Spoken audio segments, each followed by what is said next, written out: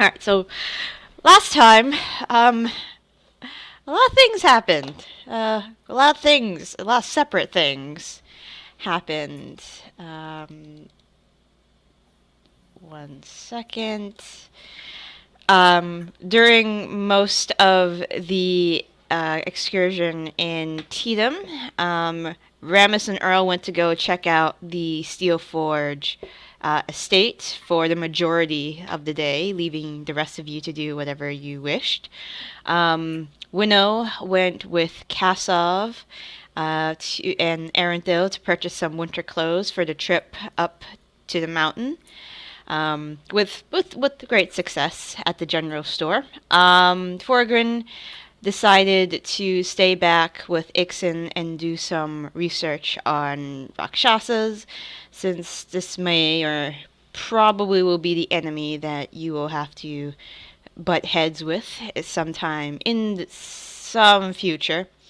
Um, Earendil had a hilarious exchange trying to recruit the dwarven waitress at Josephine's named Cass, who's a little weirded out that some guy that she didn't know out of the blue wanted to recruit her to cook for the party on their adventures. It was strange. Um, it was very strange. Kasov, after shopping, went back to Ixen's and helped Forgrin with his research. Um, at this point, Asha, the friend that Ixen had mentioned owed a few favors, had arrived and wanted to help by trying to tap into the memories of one of her past lives, which happened to be the memories of a rakshasa, one that she was many, many, many, many generations ago. Um, so there were plans about going up to the mountain to find the Bloodthorne that Ixen needed for his brew in exchange for the 5 rings of mind shielding that Ixen would provide. And, of course, the remover of the ward, which Asha would, graciously volunteer to go to Wingfall, grab the prisoner in question, as well as the amulet that the Leonian noble had, which was the battery that caused you guys to go back into pass in the first place. Um, are there any questions about anything? Any clarifications needed? Um, the thing I forgot to tell you guys, Ixen probably told you everything he knew about the mountain as well as the enemies you may be fighting. It will take. It is a three without flying. It is a 3-day trip going up into the mountains. A 3-day trek going up to the top where the Bloodthorne is, and a 3-day trek going down. So almost with good weather, nearly a week. So maybe a lot of the things that Ixen had promised, especially the rings of my shielding, might be done by then. Um, but then um, I don't think Ramus was in any of those conversations at that point since he was out and away. So I think so Asha leaves. She had asked anybody if they wanted her to relay any messages while she was in Wingfall. You gave her um, a few, and she had a circle of teleportation ready to Bamf at that point. So she, with several waves of her hand, there is this slight uh, fiery sulfur smell as she kind of poofs out of poofs, and disappears. And Ixen is there as well, just overseeing all of this. Um, and he says, "Well, she should be back in He counts on his fingers. Maybe half an hour. I know her and Luck haven't spoken in a while, so they might have some chit chat they have to catch up on, as they do sometimes.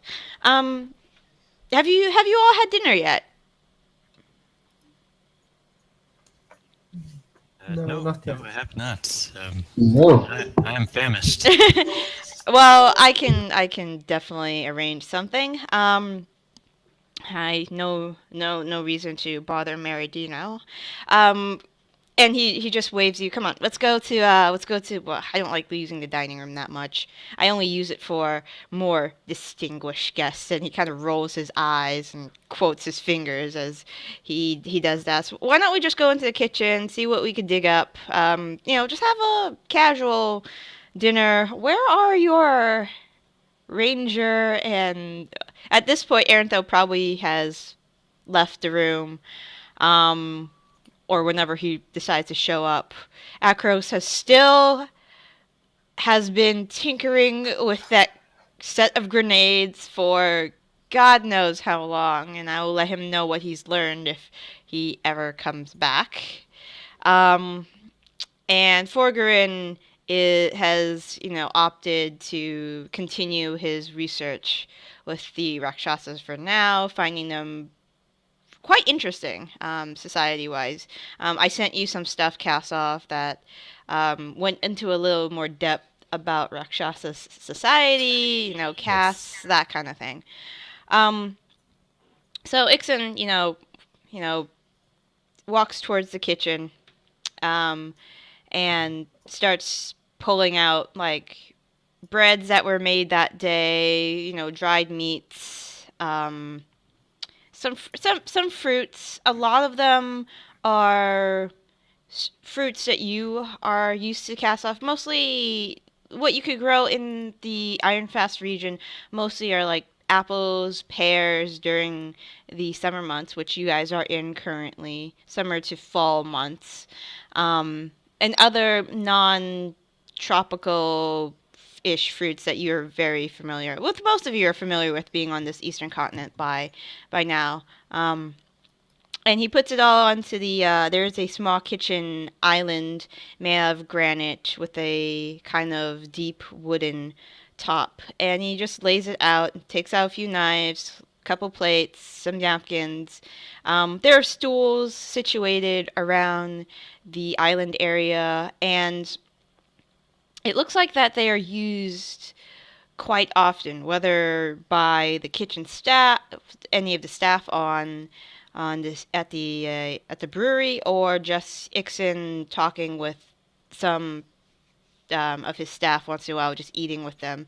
There is really no air of nobility or anything like that with Ixen. It's just he's kind of like if he was that guy who was a permanent fixture in the bar you always went to like once a week. He's that guy that's always there, and he brings out a giant, not giant, but about like a 3 foot long keg, and just taps it, puts a spout in it, and takes out a couple empty steins, and just lets you all go at it. And he begins, with playing.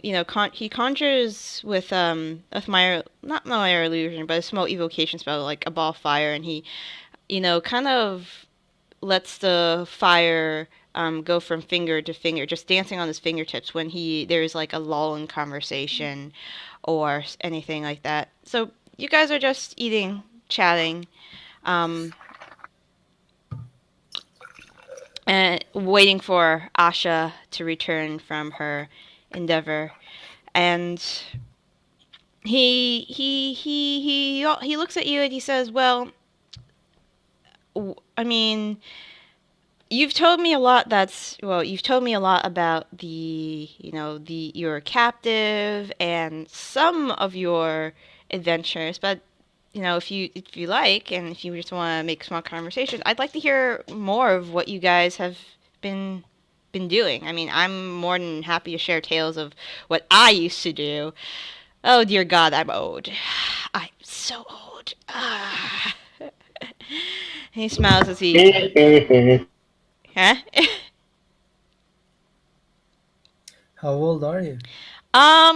Let's see. At this year, I don't know how old I am exactly.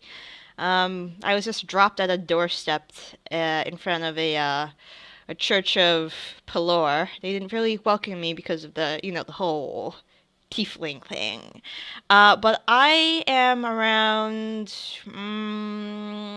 I'd say probably since I've started counting, probably 70. Yeah, I should be around 70, give or take a year or two from the lapse of memory when the Church of Pelor first um, saw me at their doorstep. They thought I was about a year old, maybe. So I'm about 70.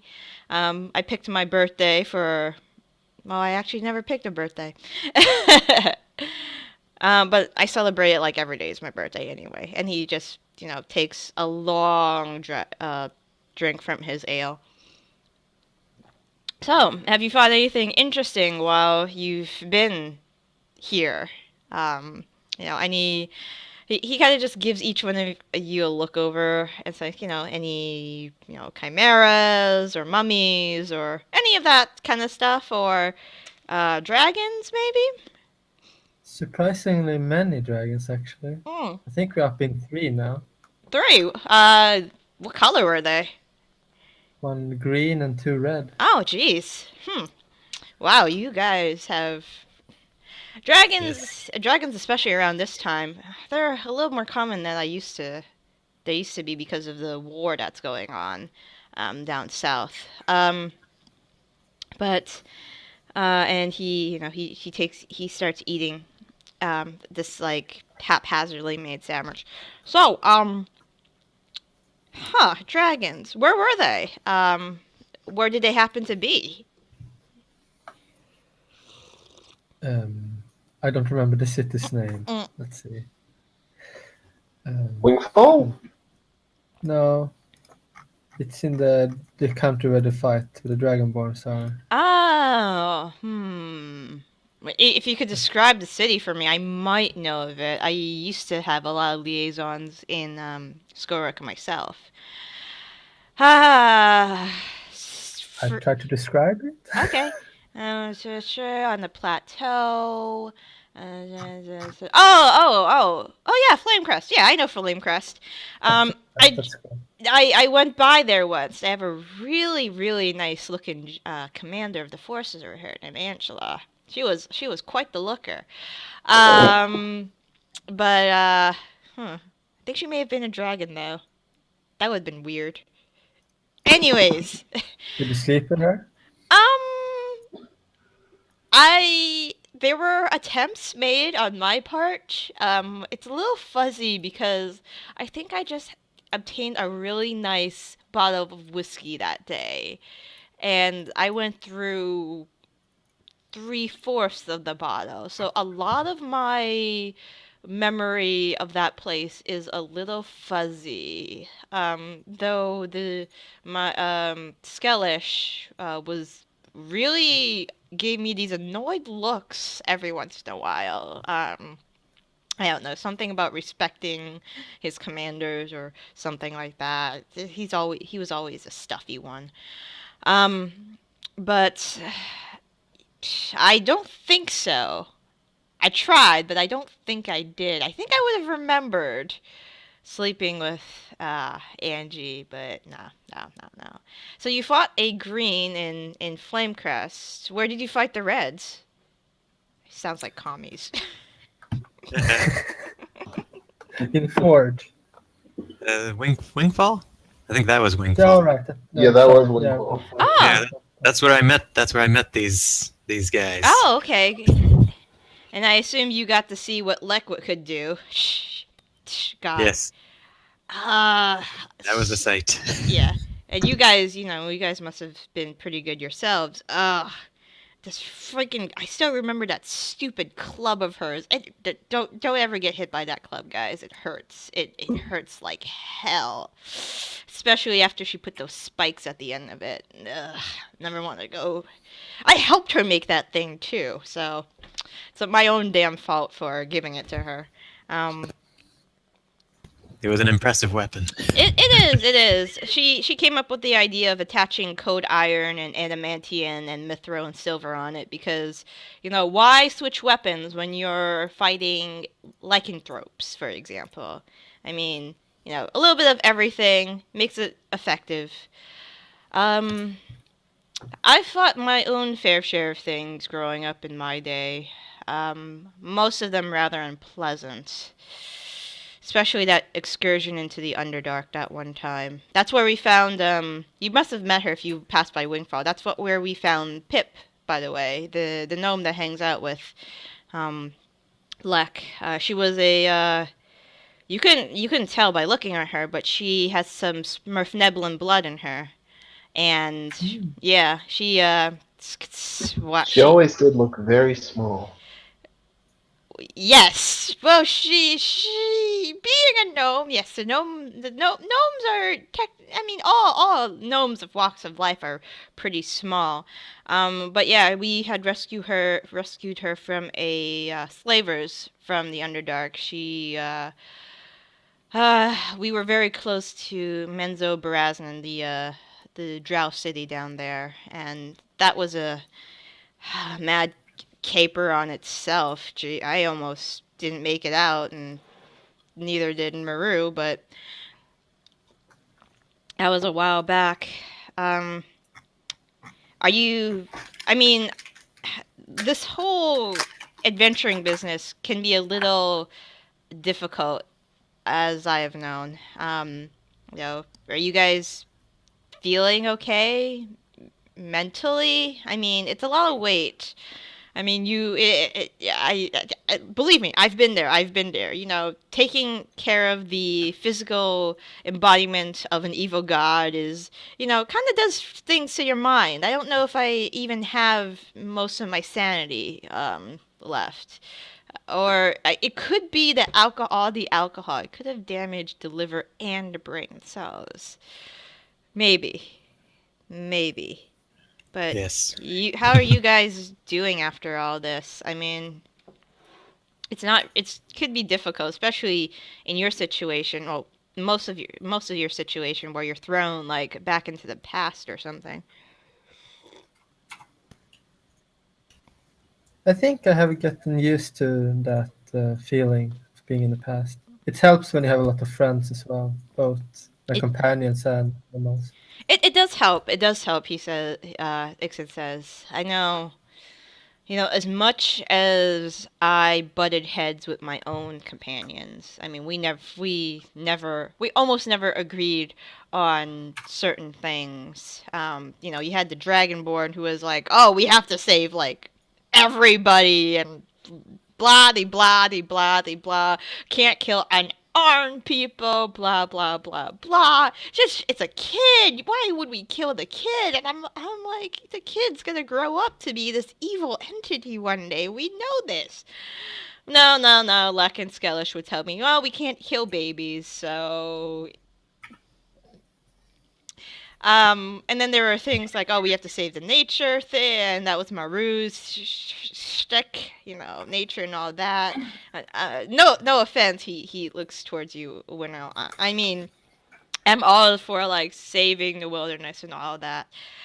But there were a lot of difficult choices we had to make, and sometimes I still think about many of those choices. Most of the time, though, I let the more, religious folk make the decisions. It's really bad when your healer is mad at you, very mad at you. Yeah. Yes. Don't piss off your healer, guys. Don't ever piss off your healers. I've had a few, and he shows some of a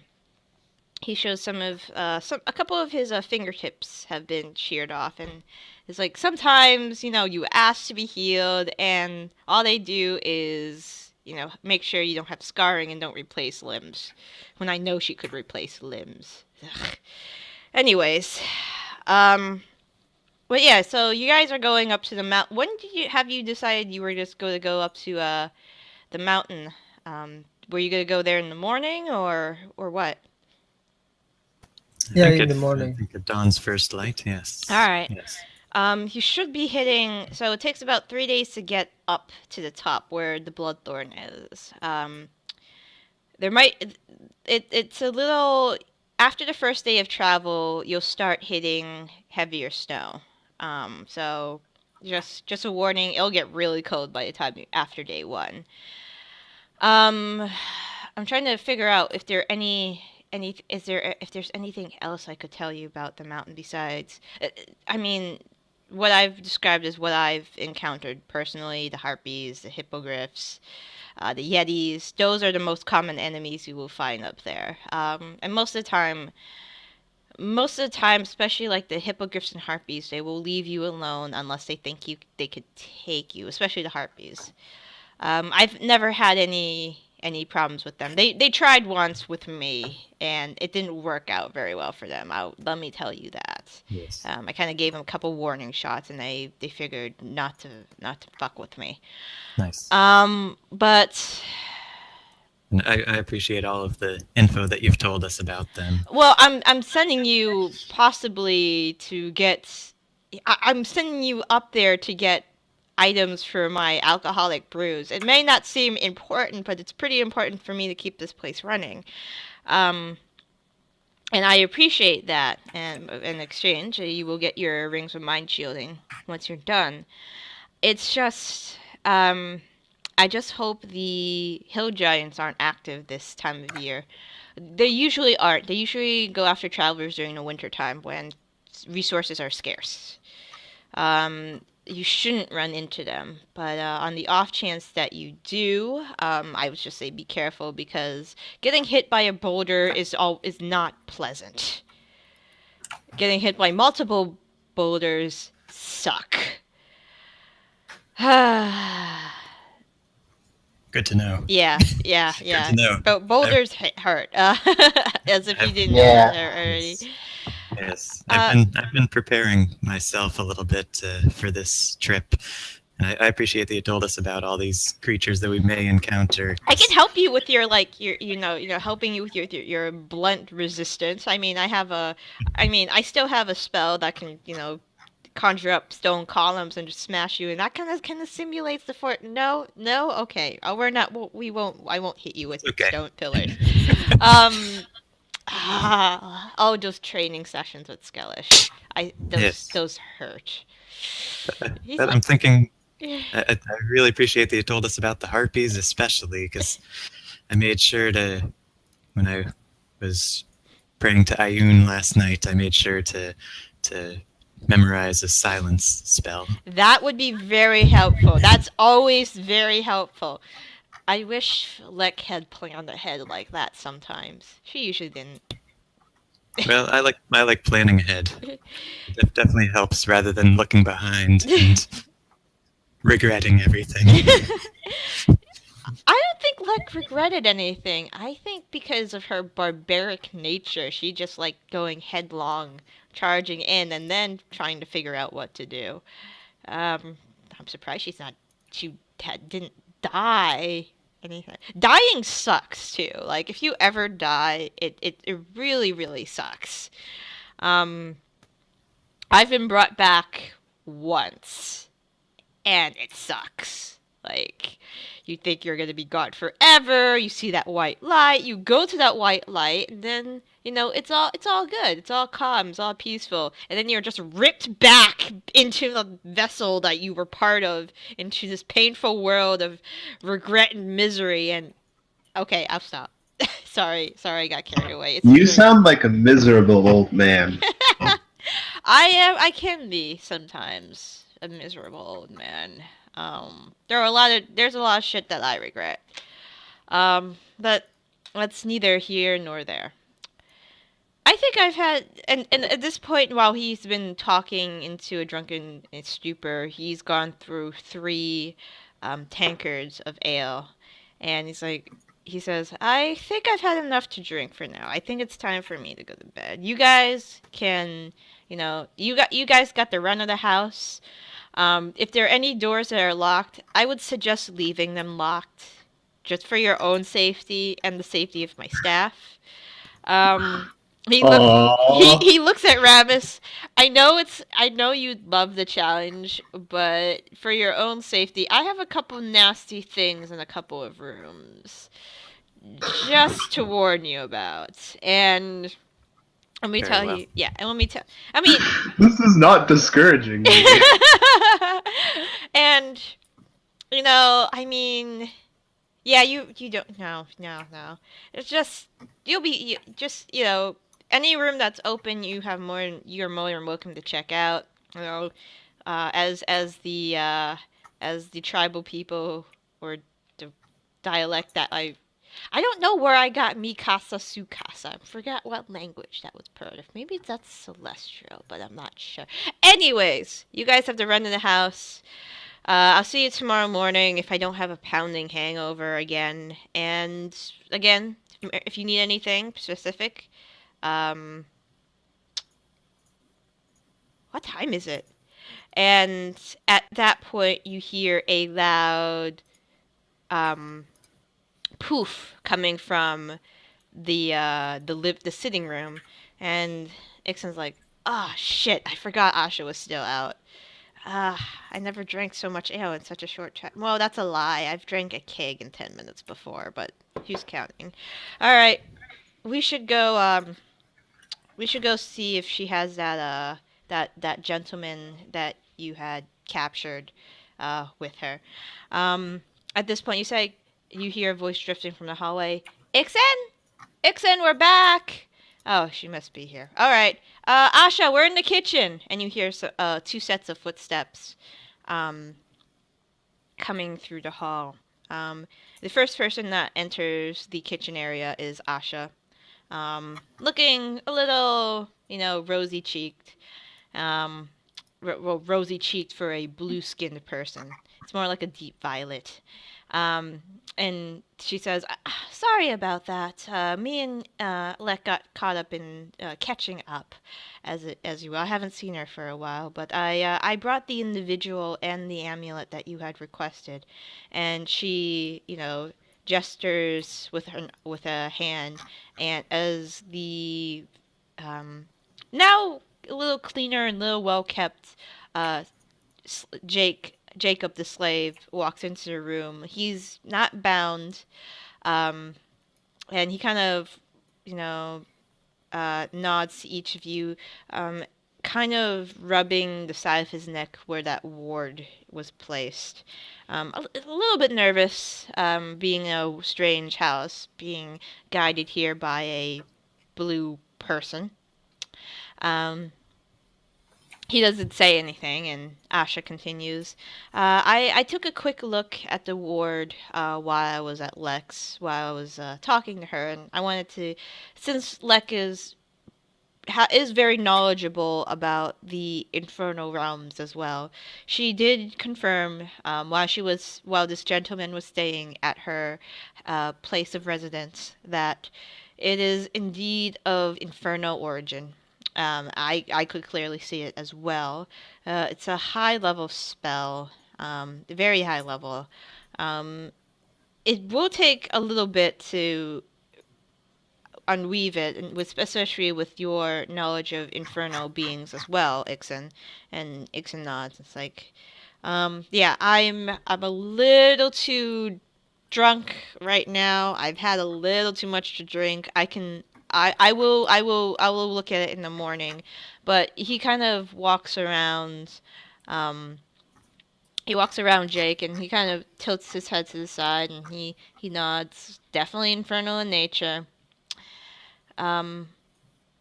Jacob, was it? And Jacob said, yes, sir. Who put this mark on you? Did you see the individual who did it? And Jacob says, I did. I see, says Ixen. All right, you can tell me all about it once we get this thing off you.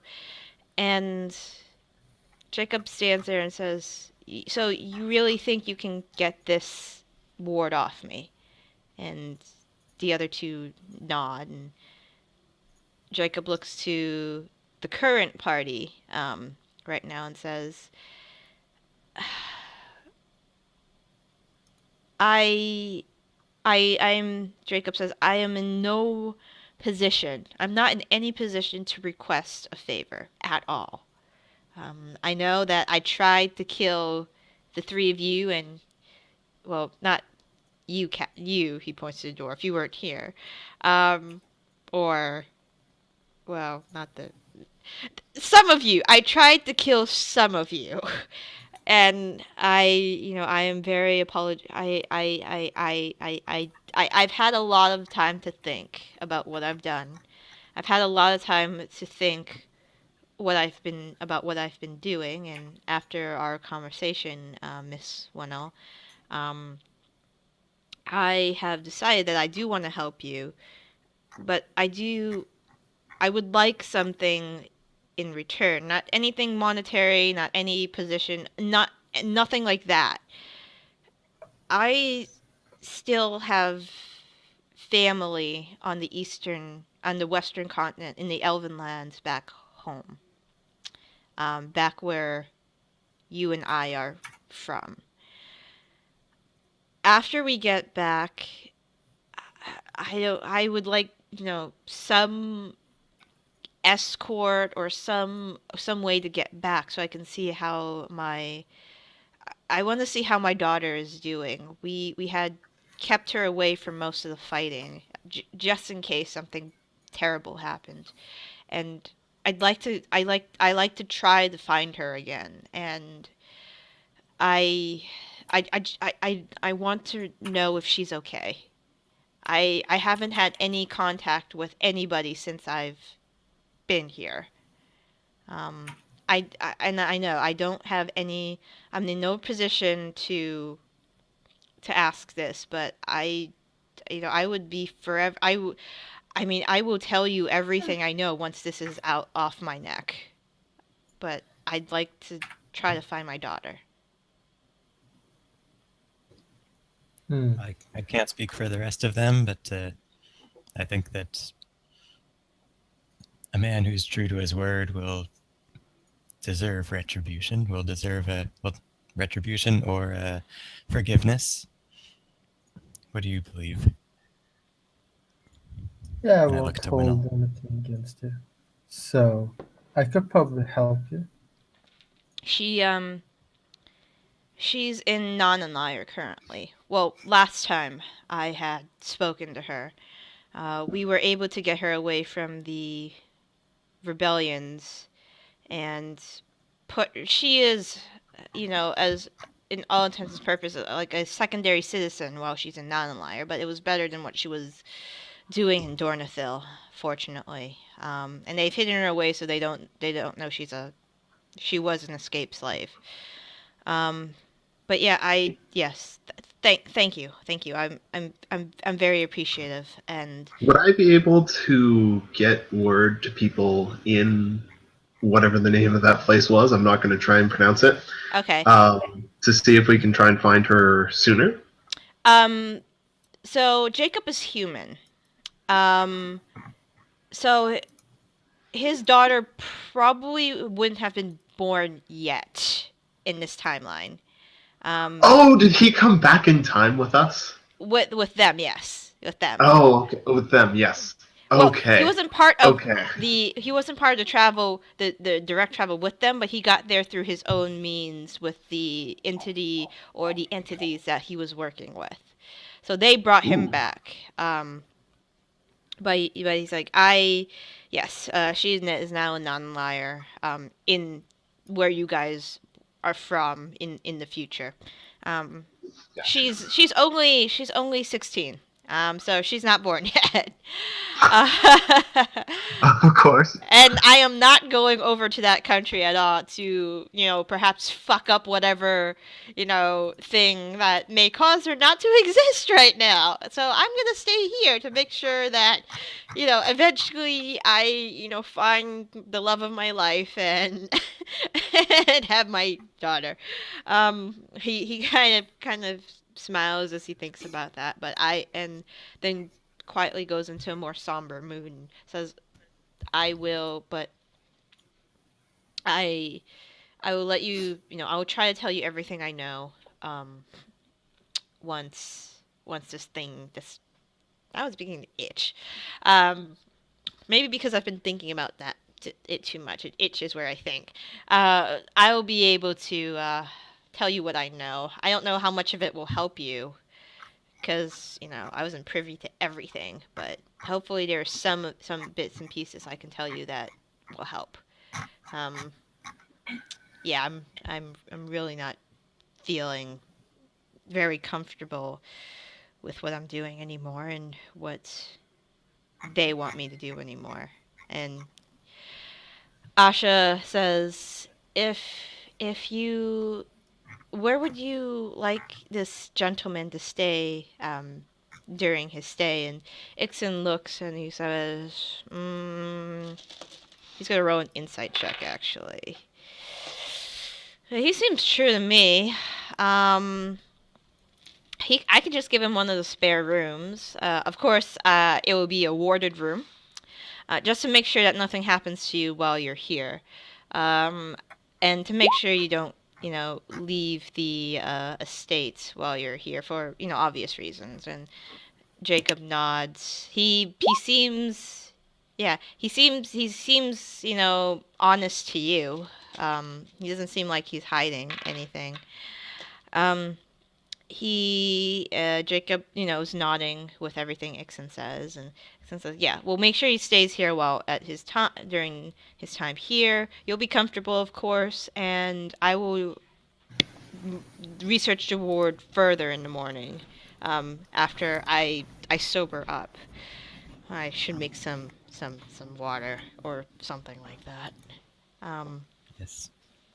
Jacob nods and he steps up to you, Hwinnil, and he takes, if you let him, he takes your hands in his. He looks straight at you and he says, "I am very appreciative of this, and I am grateful that I was able to meet.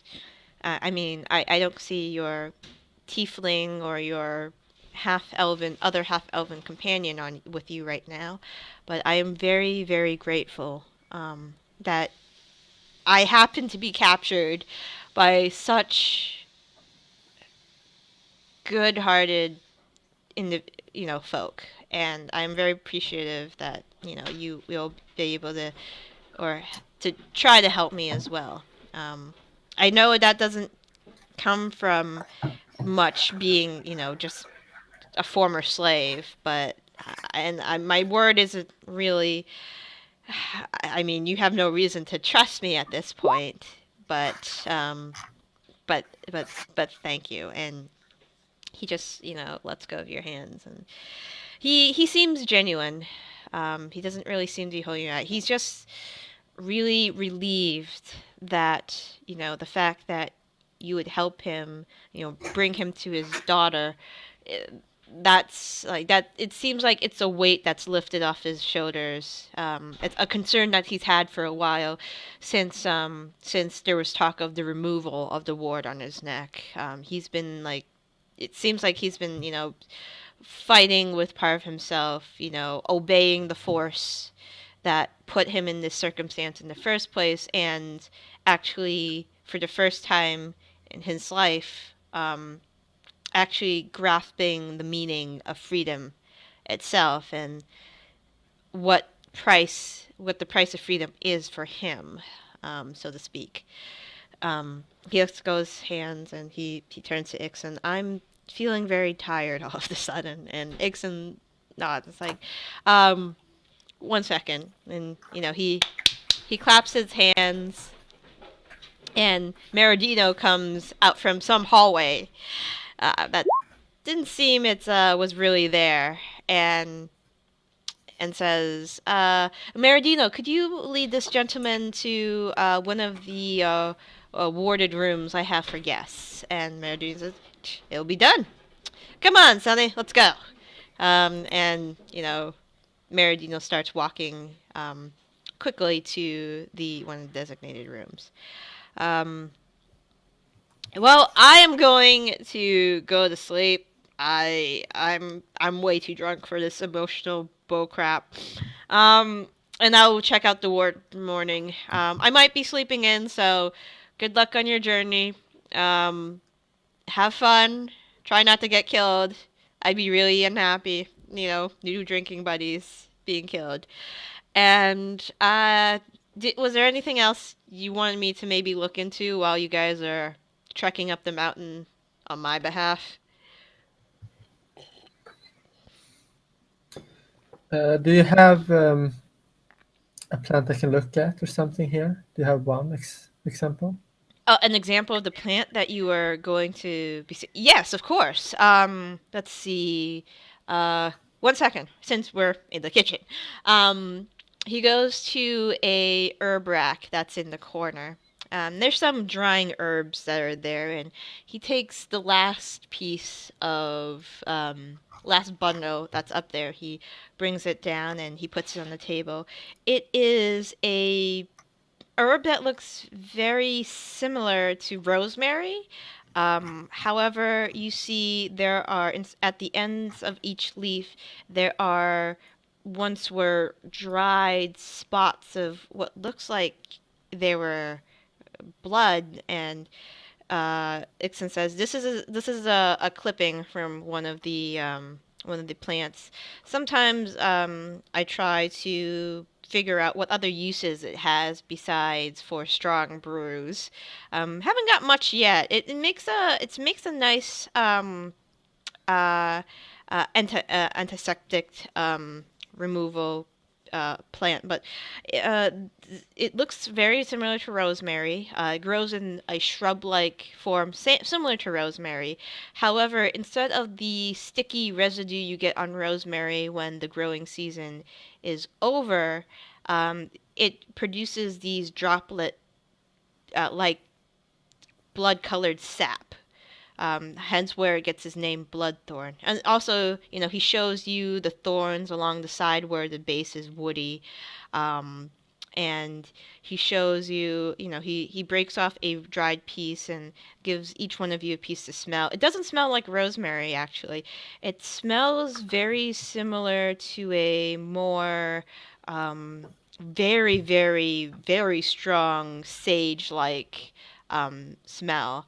Ixen says, and these guys grow about, the ones that are up in the mountains, they're about easily, at this point in time, last time I looked at the plant, they were about 3 foot, each plant was about 3 feet across at this point, kind of like in a circular, bushy type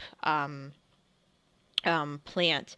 Last time I went up there were maybe 4 or 5 of these guys growing. I only take, a bushel of it and leave the rest to grow because I've tried cultivating it myself. I've had no success. I haven't had any success at all with this. So it's something about the soil, something about the climate up there that makes it perfect for this plant to thrive.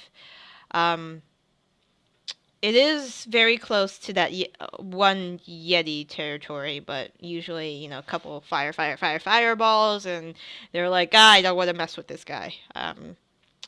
But since do you have some of those grenades that your tiefling friend is working on, right?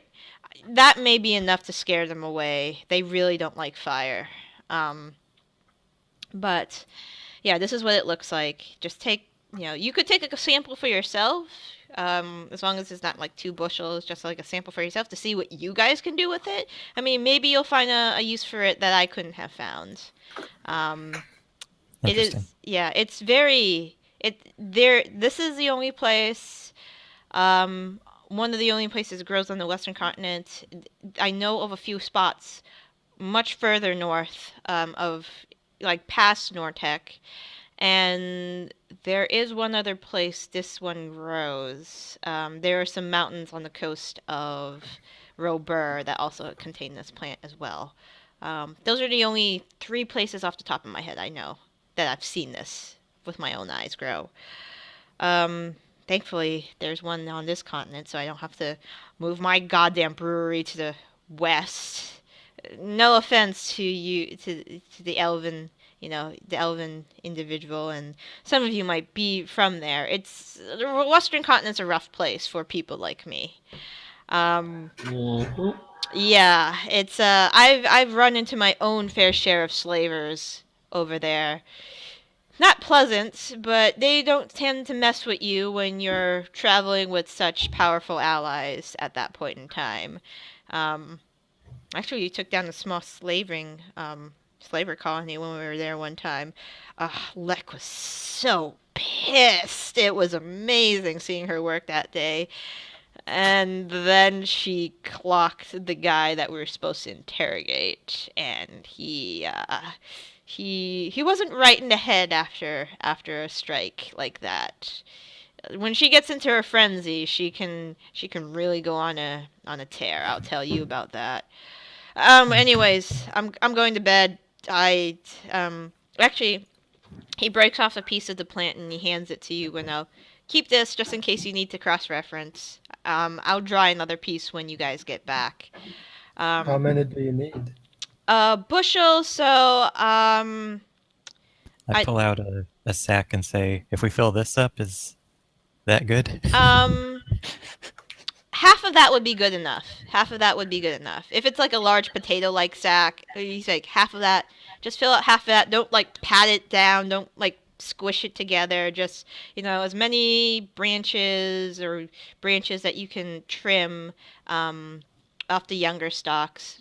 Younger stalks are better. I'd like to keep the older ones for to branch out younger stalks.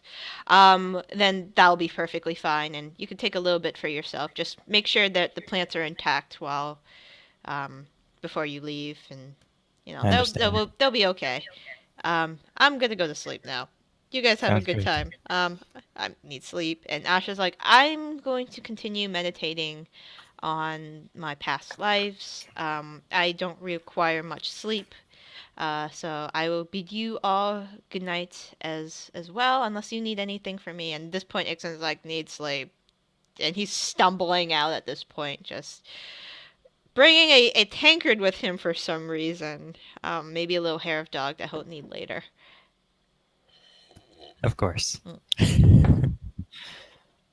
Okay. Yeah. And all right, yeah, at this time, the kitchen is... Oh, okay. Oh, all right. Nice. So, yes, you see Hwinnil holding the plant, and she seems to rejuvenate it back to its original state. A lot greener, much bright, you guys are probably expecting, since it looks so similar to rosemary, a deep green rosemary color. The leaves on this are quite vibrant, probably the color of not neon, but like a dark lime greenish color, a little lighter than you were expecting from pine tree color, much lighter than that. It seems to you imagine, if you saw this in a snow dappled area, that would be like a beacon towards it. There's no way you could hide a color like this unless it was packed under 4 feet of snow. It's very unusual, but it is what it is. So what did you guys want to do now? Most of the people have, retired for the night. Your companions are probably in their rooms as well. Ramas, What would you like to do? I kind of want to go around and start trying doors. All right. Ramus, so you walk out of the kitchen and say anything to your friend? Sorry, I'm gonna go open some doors. No, you should really not do that. I warned you specifically. He said that I could open any of the ones that weren't locked.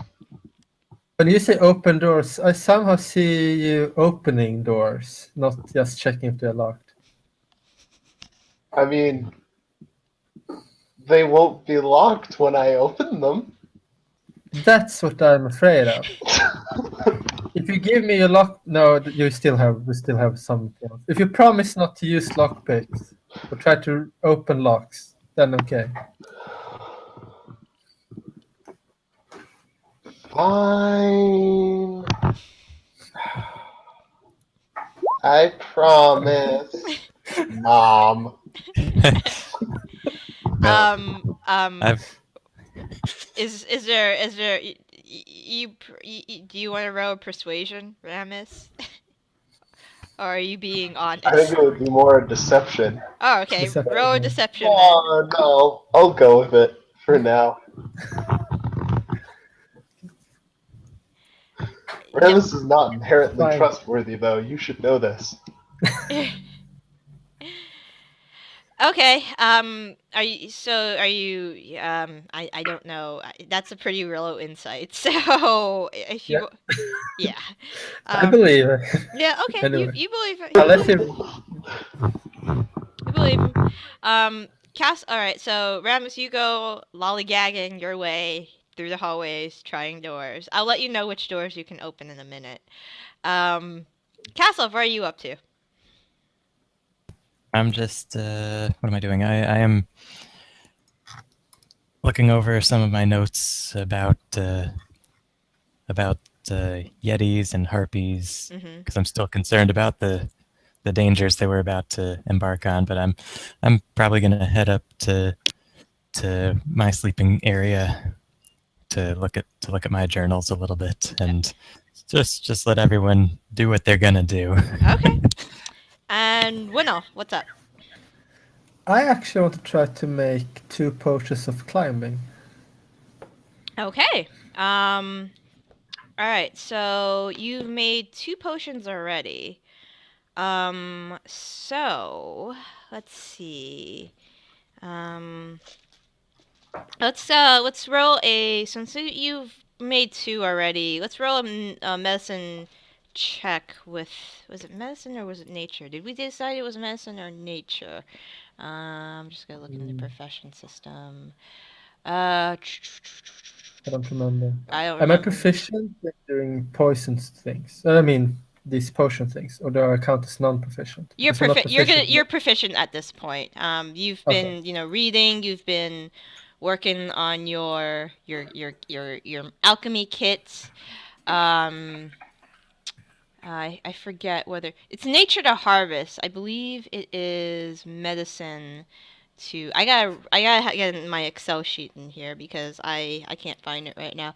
I believe it's medicine to make it. You are proficient in it, and you will have advantage since you've already made 2. And it will only take, since it takes 2 days per.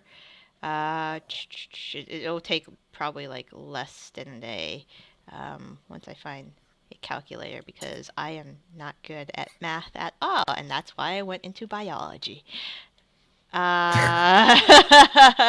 Biology. There's no math in biology.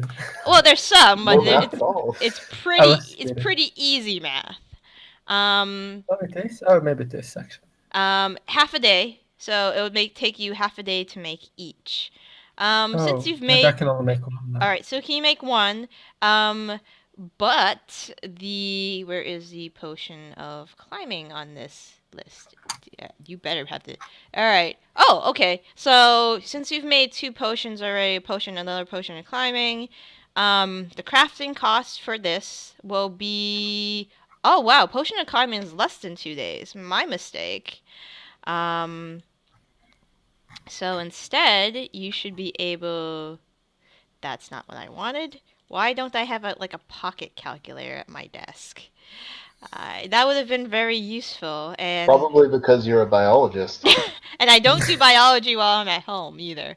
Well, if you count cooking as... anyways, 25... it will take you a third of the day to make a potion of climbing, actually. So let's say it's 8 hours. So if you had 16 hours, but you're leaving in the morning, so you probably still could only make one. It'll only take you. And since you're in Arcane Central right now, it'll probably only take you 20 gold pieces to make this potion of climbing. But you just have to hit a pretty easy check. Sure. I made a new skill called alchemy, but it's the same as the medicine. Okay. It's wisdom based. So 26. You only need 10 gold pieces to make what you want. Everything just went so well for you that the distilling process went beautifully. The reconstitution was perfect, so only 10 gold pieces off for that potion of climbing. If you really want to, you can make another healing potion. Oh, well, that would take half the day, so never mind. But yeah, you make that climbing potion. It's no problem at all. Yeah. Okay. Wow, what do you really need for this thing, too? Potion of climbing. It doesn't say what special requirements it needs. Some of these guys need special requirements, like a unicorn here for a potion of longevity. Okay. We'll get there when we need to, and it would take 1,000,000 days to make. All right, so Kasov, you're reviewing your notes. Hwinnil, you're making your potion of climbing, and then you're going to meditate. Ramas, so are you going to every door in the hallway, or are you picking are you trying to pick out specific doors? Where are you? I'm going to start with whichever door looks the fanciest and work my way down from there. All right. So there are quite a few fancy doors. A few of them have runes etched into them, and those are probably the doors you choose first because they have some decoration to them. There's some, there are some carved writing into them. And the rooms look so pretty, so therefore they must be the best doors. They must be the best doors. There. So you start systematically going to each door, trying. They're all kind of those knob doors that you could put a key through. Simple brass doors. Let me roll percentage actually, because Ixen is quite drunk most of the time. So maybe some are unlocked. I am going to. That's the percent of chance. All right, so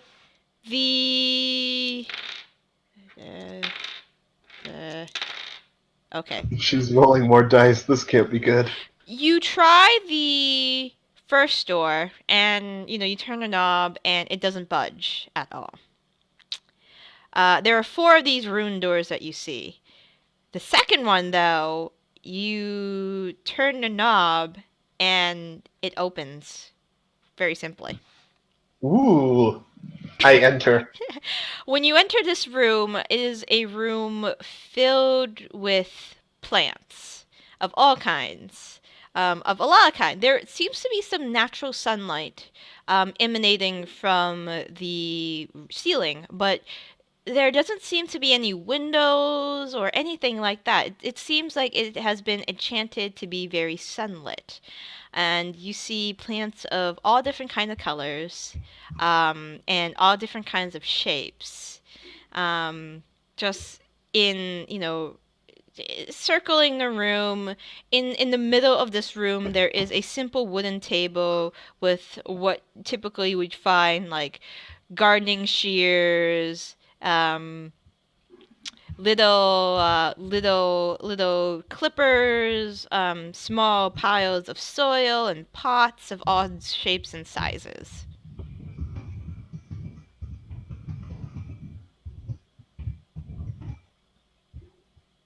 Okay. Okay. Remus's dungeon exploring instincts are tingling that something is not good here, so he's going to slowly leave the room and try a different one. Okay. All right. You back out of the room. Roll a perception check for me. Okay.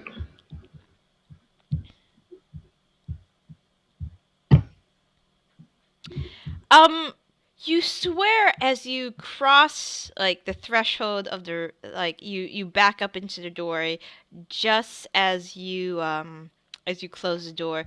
You swear out of the corner of your eye in that room you saw a rustle of a plant. I knew it! He's just gonna close the door. As you close the door, you close the door fully, and there is a loud thunk, as if something had hit the door as you closed it. Good. On to the next room. Okay. The next two rune doors do not open. They seem to be very locked, but there are a set of planar doors. I mean, they're still nice wooden doors. They're just these don't have any runes to them. They're about in this particular hallway, the four rune doors. So you're looking about. Let me get my sketch of his abode. So you have the four rune doors here, and then on the other side of the hallway, there are four planar looking doors, and they have like little knickknacks hung on them. Like when you go into like a somebody's a nice older woman's not establishment but home, like a grandma. She has like there are like dried wreaths around each door, or there's like there's a dried wreath door with a dried wreath of wildflowers on it. There is one with a brass trinket. There is one with a eye, like a simple brass eye that is hung on it, and there is one that doesn't have anything hanging on it at all. Go for the one with nothing hanging on it. Nothing hanging on it? Okay. So you go, so it's the trinkets, the eye, and the nothing on it. Okay. So the one that has nothing on it, just opens. And when you peer through the door, you see that it appears for all intents and purposes to be a cozy small sitting room with a few bookshelves in there. Whoa. Okay.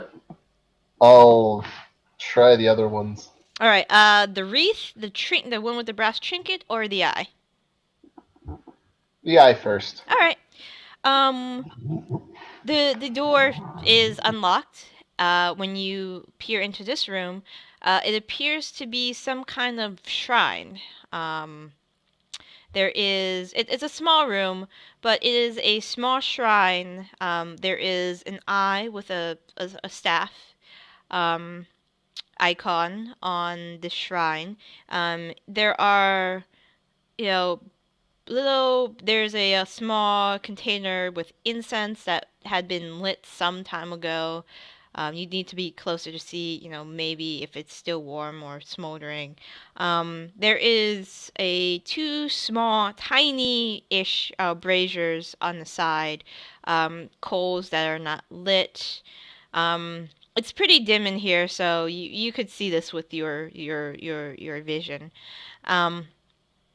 And it just looks like a shrine. There are a couple wooden chairs in here, and a couple small offerings in the form of small books, papers, maybe a little bit of food, like a little bit of fruit as an offering as food as well. Interesting. Mm. Let's check the other two first. All right. As well. The trinket or the one with the dried wreath on it? Trinket. Trinket. This room, when you open it up, there are shelves with dozens and dozens and dozens of knickknacks. This seems like you know that junk drawer you have in your home you have sometimes. This would be the equivalent of a junk drawer. There are all sorts of like knickknacks and useful or non-useful items like hooks that look like they were supposed to be put on walls at some point, empty picture frames, little ball bearings of some sort, things of that Ball nature. Yes, yes. I'll fill up I think I have a sack of ball bearings. I'll fill up on those. All right, these ball bearings are about the size of about dice size, I would say. Silver, Okay. polished. No, there aren't any details on them other than they're like steel ball bearings. You think? Um, are you looking more into this room? If you're gonna pick up the ball bearings, or is that all? Sure. All right. What else do you find in here, actually? I'm gonna take. If Hwinnil has no objections, I'm gonna take her into here and have her detect magic on some stuff. So you want to walk out of the room, you want to go to Hwinnil's room, and you want to bring her down here. I was gonna do it tomorrow, but Oh. we can do that now too. Whatever you want to do, Ramas, whatever you want to do. What do you want to do? Are you up for detecting magic, Hwinnil? So you go to your room and ask this? Sure. There's a knock on your room door, Hwinnil. I go to the room and I open. Hi, Ramas. Do you want to help me detect some magic? No. Oh. Okay. What have you found?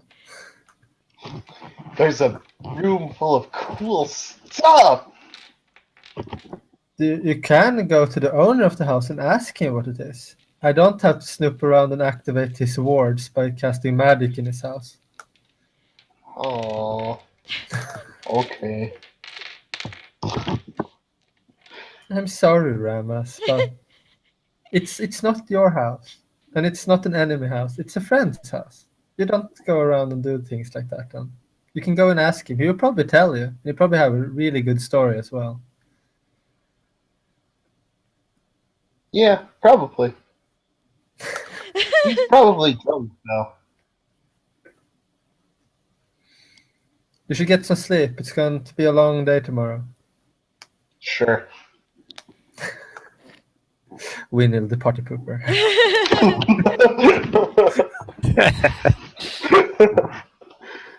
Alright, I will go to sleep then. Alright. My searching aspirations have been dampened. Okay, that's fine. Alright, so you go back to your room and, go to sleep. After a rather uneventful night as potion making on Hwinnil's behalf, sun comes up. There is a very, very annoying rooster that starts crowing well, this is what you hear. You hear a cock-a-doodle, boom, and you don't hear anything after that. It's about 6 in the morning when that happens.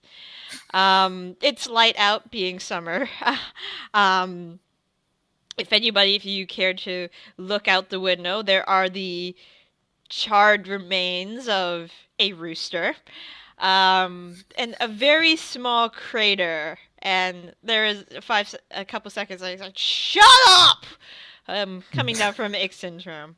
And then it's silent after that. At that point, you hear some probably footsteps, noises, probably the house staff at this point getting ready to attend their kitchen duties, preparing breakfast, cleaning the remnants of whatever things that happened.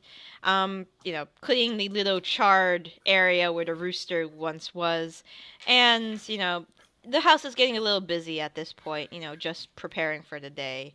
Animals being watered, um, kegs being checked, that kind of thing. People here get a really early start on what they're gonna do. Um, there is a small explosion that also comes from Acros's room. It's not that big though. It's like there's a little, and Smaller one. and then you hear, "It's okay, everything's fine. There's no fire at all. I'm gonna need some water though." And then you hear like people running up, checking what's up with him, and there are a couple surprises of like, oh my god, and it's like, I'm fine. It's just flesh wound. It's just a little burn. No, I'm fine. That's what you hear from his side. And yeah, everything seems a little busier right now. Do you guys want to wake up, or did you guys want to sleep in a little more? No, I'm gonna go up and start preparing for traveling. Okay. Hwinnil, you go up. There are a bunch of dwarves in the household at this point, not running around, but, very routine. It's just as if this is a routine. Hi, catch up. Routinely, just preparing breakfast, cleaning a little bit, setting a table in the dining room. Not much setting a table in the dining room, much like just putting stuff out if people want to, pick what they want for breakfast. Sort of kind of buffet style, since there are a couple people in the house and they weren't sure like if Ixen wanted like a proper like sit down meal. Probably not, because it's with his nature. Ixen hasn't woken up yet. There was that big thump from outside, and then you didn't hear anything else after he shouted for that rooster to shut the hell up. Not that the rooster could do anything anymore. You notice there is a chicken dish on the table now. Chicken, perhaps rooster. From the remnants of the outside. But yeah. So you're preparing you're going outside and you're preparing to, for travel. Kasov, what are you up to? I'm sort of doing the same, just waking up and organizing for travel. Yep, right. And sort of taking out some of my new winter gear and trying it on to see how it feels. Okay. I know it's pretty warm where we are, but when we get up there, it'd be nice to have worn it once. Okay. So there a lot of your gears are fur trims and very cozy. It all fits right. Most of the supplies here are made dwarf size. So, I mean, they were pretty accommodating at the general store, and you were Nice. able to get your stuff. What, are you drooling on me, cat? Sorry. He's drooling on me. Why are you drooling on me? All right, sorry about that. I didn't even know cats could drool. He drools a lot when he purrs. It happens to my other cat too. So I had one like that too. I was petting his head and then my hand was wet, so I was like, oh, why? Okay, so Earendil is also going to be outside. He was up pretty early, probably before the rooster was annihilated. And he's prepping to get up there himself. Florgorin's also doing the same. I'll be controlling their characters, but like in like minimal situations. Acros is also with you guys as another warm body. And Ramas, where are you up to? I am going to get up, get breakfast, and then I guess grab some winter gear and check my climbing stuff. Because Okay. I have ropes and pitons and a potion of climbing. if necessary. Okay, awesome. So I'm going to check all that. All right. So you check your gear. It's in, fine working condition. You haven't really been using it much at all. So, and it's been well taken care of, as most of your tools are. So everything seems to check out, and checking for sturdiness and whatnot. At this point, Asha has also come out too. Jacob has, come out to see you guys off. Meridino drags outside a very, very bloodshot-looking Ixen, nursing a small cup of tea, muttering to himself, "Why am I awake at this ungodly hour? Oh yeah, right. I have to send you I'm guys." going to lean over to Hwinnil and say, "Told you he was drunk." He's more hungover at this point than drunk. Very hungover. And he rubs his head and it's like, all right. So he points to a pass beyond town. It's clearly visible, and he says, "So the mountain pass, you take that mountain pass straight up. I've done it before too when I couldn't fly. Flying is hard when you're drunk. It's very, very hard. I don't think I was even flying at that point. I think I was. Anyways, sorry about that. So just head up that pass. It's the main trail up, so it shouldn't lead you astray or whatever. It's pretty. Well, it used to be rather well traveled until they started making a tunnel system over there, and he points to up the main road. There's a tunnel into the mountain. That's how you get to Nortec these days, but it used to be this way before we had the technology of the move earth spell, and somebody who could cast it. Yeah, they had to pay a lot for that, for a couple of druids to do that. It took a while. But yeah, if you go up that mountain pass, that's the way up. Safe travels, you guys. Hopefully it won't take too long. I mean, 6 days. Weather's been okay. I haven't heard any reports of,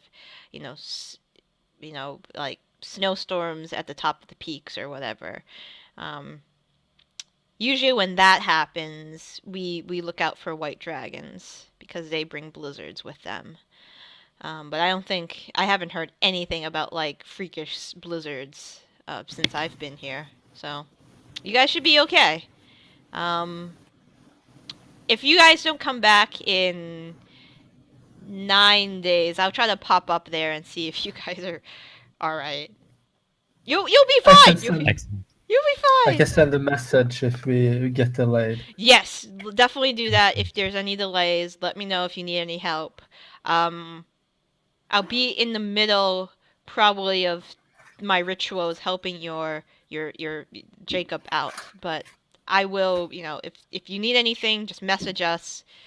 We'll try to come as fast as we can. I don't know how drained I will be after the rituals required to remove the wards, but you'll be okay. You'll be okay. You fought dragons before, so you'll be perfectly fine. I mean, nothing up there is, worse than a dragon. Stop jinxing it. Yes. Okay, I'll shut up now. He says, "I'll shut up." Safe travels, and I'll see you guys in a week or so. Sounds good. Good luck. I'm actually want to ask Wildbeak and Grim if they want to come or if they want to stay because it's cold, so they might not want to come. Grim says to you that I would, he's used to the weather, being a dire wolf, being in the colder climate. He's all set with this. You notice that Grim and actually, let me see if they would have advantage because they have the smell. Okay. Both Grim and Wildbeak look kind of wary at the mountain. Wildbeak kind of looks up, and he kind of tries to convey the feeling to you that this mountain makes him a little nervous. he can't really pinpoint why, but he has a bad feeling about it and would, as much as he loves, they love you guys, would rather stay back for now, because they don't think they would be helpful on this journey. It's just something that there's something about this mountain that's shaking them up. But when you ask them to try to clarify, it's more like a feeling. They can't explain why. It's like there's something in the air. There's something they smell that they're not familiar with that's shaking them up a little bit. Okay, but I will let them stay then. Okay. And so I will be back in a week. And be nice to whoever feeds you. Oh, they will. Wildbeak asks, do you want me to keep an eye on the because he smells him at this point. Do you want me to keep an eye on she describes Jacob because she was part of that. They were both part of that excursion against you guys. So Yeah. would you like me to like just make sure he stays around just in case? Yeah. Just make sure he stays within the house. If he leaves the house, then make some ruckus so they notice that he leaves. Definitely. Yeah, they are, since they were ridden by them once at a time and broken by them, they're a little wary of him, so they'll keep an eye just in case anything happens to that individual in particular while you guys are away. All right. But Grim would like to go with you guys. He's made for this weather anyway. Right. He doesn't quite understand why the other two won't go, but he's like, I'll go with you guys. Okay. All right, so you guys. Is he comfortable with me riding on him, by the way? Because he was used as a mount. I don't know if he thinks that's degrading or not. Have I learned the feeling about it? He's okay with you riding on him. It was the orcs that, they didn't treat him with respect. The half orcs didn't treat him with respect at all. The fact that you even, came back for him was very surprising to him. And, he's, you've kind of earned some of that trust with him at this point. Right. Especially he's been, you guys haven't been, you guys been pretty cool with him this whole time, like going to from Teetum to the Bear Rider Inn, from the Bear Rider Inn to Teetum. So he's been pretty cool with you. So, if you want to ride on him, he's like, that's fine with me. Perfect. All right, so you guys start making your way up the mountain. Probably not using your winter clothes yet because it feels more like not chilly, but like a nice, probably 40 to 50 degree. Well, not Celsius. That's Fahrenheit. 40 Fahrenheit to. There we go. It's over 4 centigrade at this point. Not too bad. 40 Fahrenheit for us, U.S. people that use the weird English measurement system for some stupid reason. But it's nice. It's like a nice spring day. There are birds that chirp and whatnot, and you start making your trek up the mountain. It's an easy walk. Just going towards the first part of it. I would like all of you to roll just a general perception check while you're up here. I will also roll for Grim as well. Since I have the direwolf stats right here. So one thing, when we travel, I'm going to cast this at like every once 2 hours or something. Okay. It's just a cantrip because I want to see if I can predict the weather so not the storm like comes over us from nowhere. All right, that's okay. All right, awesome. All right, so you cast that. Grim is going to roll advantage because he has keen hearing and smell. Alright, so he doesn't spot anything unusual. Hwinnil, He sees everything. Everything. Her vision pierces the veil of reality. You do hear, like, in the background of this trip, you hear like the sounds of hippogriffs. You know, not your guys, but wild hippogriffs. But they're like in the background, like further away, probably easily a mile or two off. There are a lot of songbirds singing. Squirrels and other creatures that are like climbing, you know, with scratching marks up the trees. It's rather peaceful at this part of the mountain. I need to see something for a second.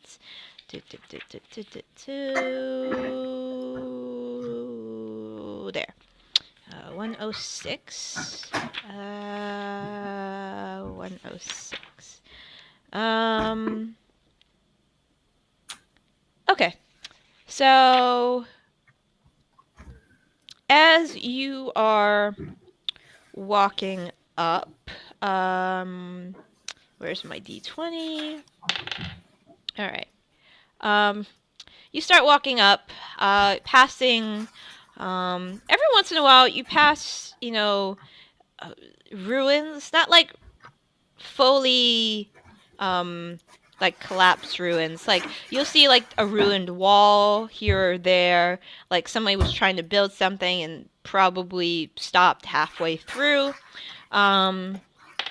You see a small stone arches. Again, projects that were probably picked up at one point to try to build a settlement on the mountain itself, but due to whatever circumstances decided to stop partway through. And you're walking, and it's pretty normal weather for this this area. Nothing that really jumps out at you guys. But it is starting to get a little cold. You are, you know, in the next near the end of the day, you're starting to see, and Hwinnil, your little thing, golden orb, there is a change in the climate now.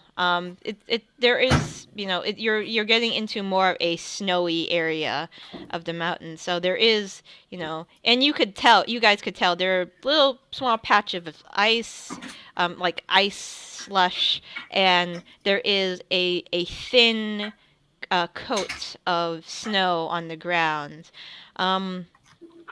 Which does reveal some tracks. Most of the tracks are small woodland creatures.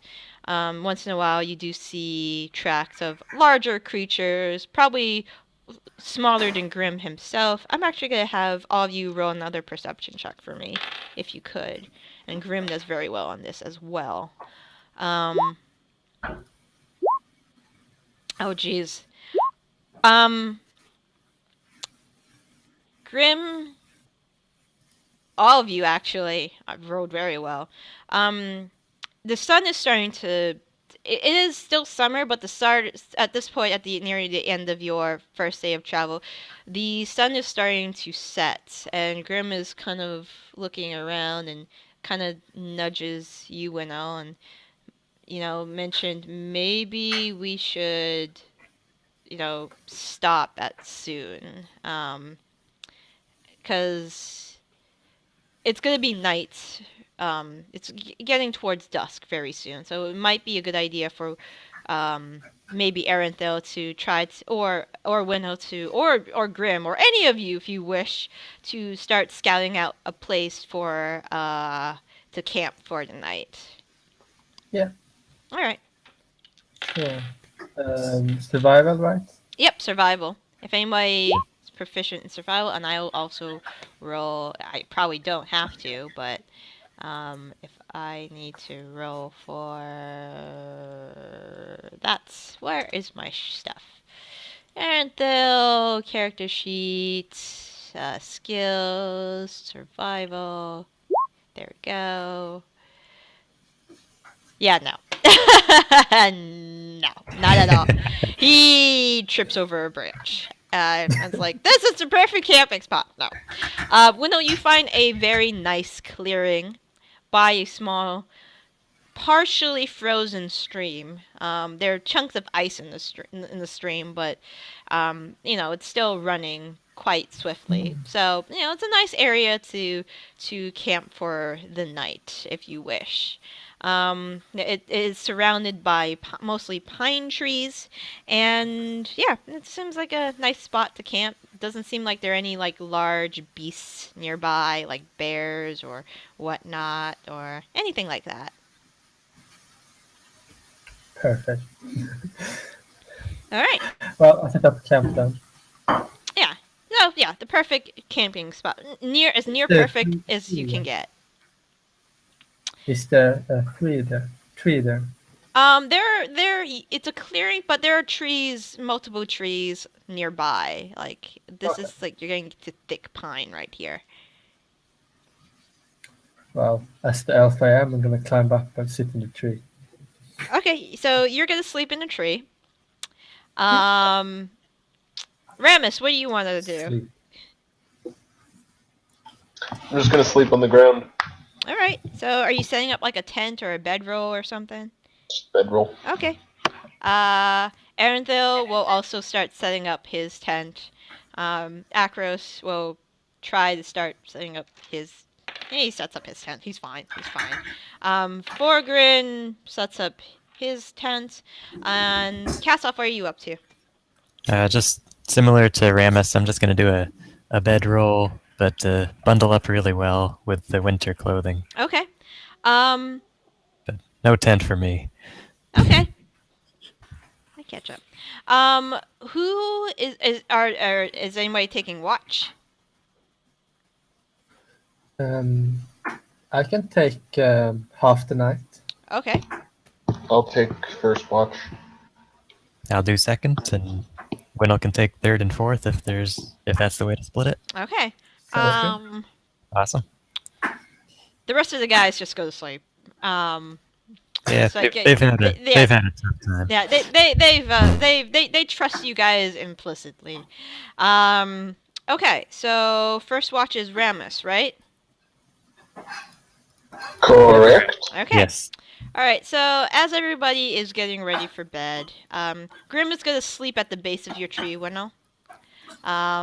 Okay. Just to make sure everything's cool and kosher. So Ramus, you set up near the. Is there a fire? Did we make a fire? Would you like to I make a don't fire? I'm good without a fire. I have winter gear and stuff. Yeah, I like the winter clothes. I'm fine with that. So it's up Not to that you. far up in the mountains yet. Yep. Okay. Sorry. And my dark vision is sufficient for me to feel comfortable. Okay. Now Likewise. all yet is come. No fire, just food. Yes. That's good. Okay, so Ramus, you're in the middle of camp. Are you walking about? Are you just sitting in the same spot? What do you want to do for watch? I'll kind of stroll around the edges of camp. Okay. Catch up. No, he's not on my desk. All right. Boy. As long as he doesn't eat the paint from the miniatures. He's right think there. Oh, I see. Why are you here, cat? Why are you in front of what I need to type? All right, I'm just gonna adjust the camera. It's back. Catter Day. That's why. Yes, It is Catter Day. All right, you could sleep there. You're special needs, so you get to sleep there. Fine, I'll make do with what I wait. Okay.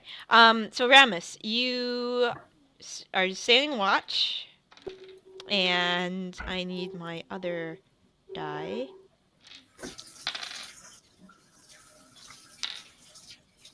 And I need you to roll a perception check for me. Not bad. Not bad. Ramus, you're there. What are you doing? I mean, are you just, checking your tools, or like, are you like whittling something, or? I'll be walking around and maybe humming a little bit to myself and just watching. All right. So you're, just kind of humming to yourself, slowly walking around the camp area. And, your ears catch the snapping of a twig nearby. I turn towards it and draw my bow. Okay.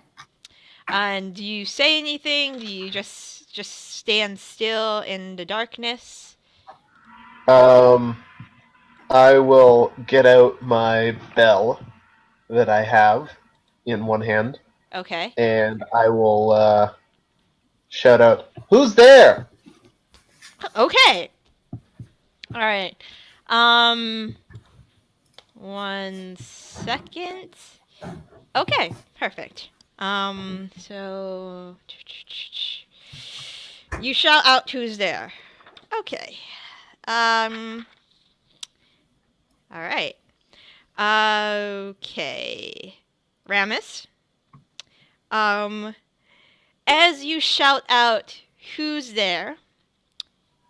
it gives a very lovely area to pinpoint where this is going. So you shout out, "Who's there?" And then suddenly there is a huge crash through the trees. I am going to have to make...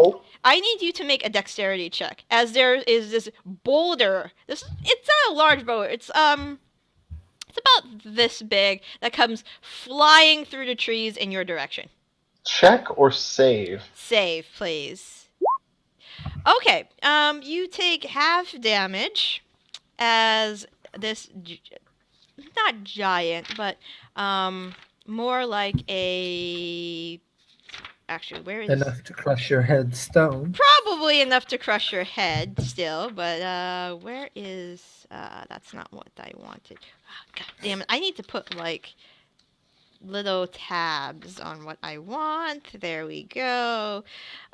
So you don't take you don't take any damage from if you save, right? These days. Do you have evasion yet? Depends. No, I don't get evasion until like later levels. 7 or 9. All right. But I mean, it's a boulder. I should be able to dodge it completely. It is a boulder. It's not like it's a dragon breathing fire. That is true. That is very true. So you are able to dodge out of the way of this boulder that lands next to you, and it does. There is this like sound. But coming out of the trees, you see. Are you yelling anything at this point? Maybe because there is. Shit. Yeah, there is this large... I will also begin to ring my bell as I dodge. Okay. To wake them up. Okay, so let me see if that is not... I don't have... did I not make a camping site for this? Okay, we'll have to just do this out of imagination. There we go. Alright, so crashing through the trees at this point, Ramus, you see this large two-headed entity. The individual is, there's war paint on both of his faces, and he carries a both a morning star and a battle axe. He is much larger than you. All right, and as this Scott thing comes crashing through the trees, you're yelling at this point, and I need you and this entity to roll initiative. Let me put up the. Hold on, I need to take away all these other things. All right, so okay, and I need to put the map on. Let me get a quick. I should have done this. Like, why didn't I? All right, giant. No, camp. Why am I doing camp? Small. I just need a small, simple camp, like the camp you have seen like 3 million times before. Why don't we just use that one? Yeah, we could use the 3 million times I've used this camp. It seems like the perfect one. Oh, it does work. What you know? Cool. Good. Awesome. So I will transfer this there to you guys, and you're probably there. Okay, so you can move your tokens on, or your token. So Hwinnil, you were sleeping in a tree. And then I am gonna grab this guy. Awesome. I don't want a dead. Why aren't you guys two head? Fine. I'll just use a plain giant. Plain giant, and he is... He's pretty big. Not that big, but that big. Alright, so this entity comes crashing through the trees, armed with like a crudely made axe and Morningstar and Ketchup. You're not gonna let me do this, are you? Alright, and he doesn't... D20 minus... He goes at 13, because he has -1 to his dex. Do we all roll initiative? Yes, all of you can roll initiative. He was close by, so... Great. Alright. Alright. I had a 19 when we rolled it earlier. Yep, I see it. It's right here. In Kasov. Alright. Kasov is going tomorrow, as always. Yeah, I'm sleeping. Yeah, you are sleeping. You're sleeping. And the other guys are kind of not really awake. I really don't want to control three other NPCs right now. I'm sorry, you guys got this. Don't worry. Okay. So Ramas, you are on. You are first. Where's my token? I'll grab your token. I don't know where it. We just dragged new ones out, so... Yeah, they just dragged new ones. So you're probably... Yeah, I dragged one. Yeah. There we go. Oh. There we go. So he is so he's crashing through the trees. So yeah, he's there. You're there. He's headed in your direction at this point. There's 2 of you. Which one do you want? Yeah, I dragged my own. I don't know how to get rid of them. Okay, there. There. There we go. All right. Good. So you see a very large 2-headed giant entity running towards you. Alright. I'm gonna say, Kasov! No! Okay. And then I'm gonna make a run for the trees. Okay. And try and climb one. All right. Hey, Kasov. Guess who's there? This guy is going to run in your direction. With his 40 feet of movement. Hey there. How's it going? How's everything? Is Actually- Kasov sleeping in armor? I don't know, Kasov. Are you sleeping in armor? No, I probably wouldn't be. Okay. Oh, this is gonna suck. Alright, so with his giant battle axe and Morningstar, and as he approaches you now, you see that this entity. Well, you're a mountain dwarf, right? Yeah, I've grabbed. I would I have enough reaction time to have grabbed my shield at least? Yeah, I would say you could grab your shield at this point. Nice. So you grab your shield, you grab your weapon, and you have seen entities like this before. Well, seen from afar, heard from people in Ironfast. This is what is called an Enten. An Enten is a two-headed giant that has the characteristics of an orc. You see, like, there's two large tusks protruding from his mouth. And, you know, since they have two heads, they have um, two personalities, which help it in battle because they usually cannot be. They're very aware of his surroundings. But at this point, this individual, with all the hate in the world, is going to try to hit you in the face. With the battle axe, that is a 17. That'll hit. And with the Morning Star, that is a 21. That'll do it. Okay. You will take, as you know, let's see, so 5. So 10 damage on the first hit. And you take, let's see, so you take 13 from the next. As this just giant entity just goes wham! Wham! Into your sides. Ah! Yeah. Hwinnil, what's up? Well, I prepared fire spells because that's what you need. So I'm going to create something on top of that evil thing that hits my friend. Mm-hmm. I'm going to cast this spell. Oh! And you saw nothing. Yeah, I saw nothing, but I know what you want to cast. Let's try it again. Okay, there we go. So it is a dex saving throw. Okay, that's good because this thing doesn't do dex very well. This thing doesn't do dex very well. He rolled an 11 on his save, which goes down to a 10. All right, so he will take 5 fire damage this turn. And I assume Hwinnil's kind of clever enough to Not drop hit the it flaming on you. sphere. Yeah. I'm Not- pretty sure she is not gonna put it on you. I'm not within 5 feet. I think I'm okay. Yeah, No, you're fine. Let's try Gloria on his head or something.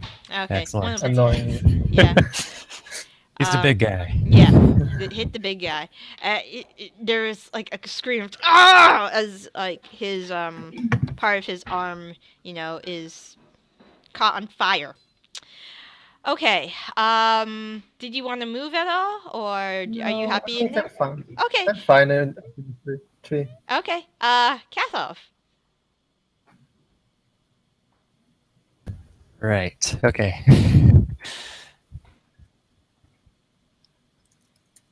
Well, I will use a bonus action to shout out a healing word on myself. Give myself a few extra hit points back. Okay. And then with my battle with my what do I have? My warhammer. Does a 17 do it? Oh yeah, he. So this creature doesn't really look like he's wearing much, in terms of armor. There's like a loin. There's a really furry loin cloth with some skulls on it, but not much in the ways of that. So he is going to take 8 points of damage as you just clock him on the side. Nice. That's. Why are you doing this to me? I don't show this again. Sorry about that. 13. Okay. Awesome. And that's all that I'll do. Okay. Ramas, yeah, your friend is now engaged with this two-headed monstrosity. I assume sneak attack is in order. Sneak attack is very much in order. I'm hiding in a tree and everything. Yeah, and does he get, but he is engaged, so you do get sneak attack regardless with Kasov. Yes. Which is good, because at that point he is looking right at you, knowing where that arrow came from. Unfortunately, it does not connect. Yes. It doesn't No connect. advantage Nope. for me. And it just flies off towards one of the tents. You hear a shout from that tent. It's Acros, and it's like, "What the hell is that?" Oh, so he'll be coming into the battle soon. Actually, let me. You know what? Fuck it. You guys. No, you guys aren't. Where's his initiative? There's his initiative. He rolled a 11. All right. So can I rename it? God damn it. Hold on.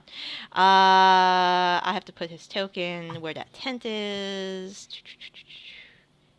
There we go. And he will go at 11. When the next one it's after you. Okay, so 11. Okay. God damn it. Why is this? Add 11. There we go.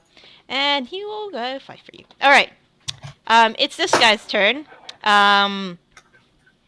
He doesn't like fire, but there's a really nice tasty dwarf in front of him, so I don't think he's going to move much.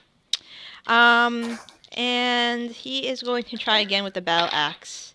And okay, that's not as good. 17 is the most I got on you, Kasov.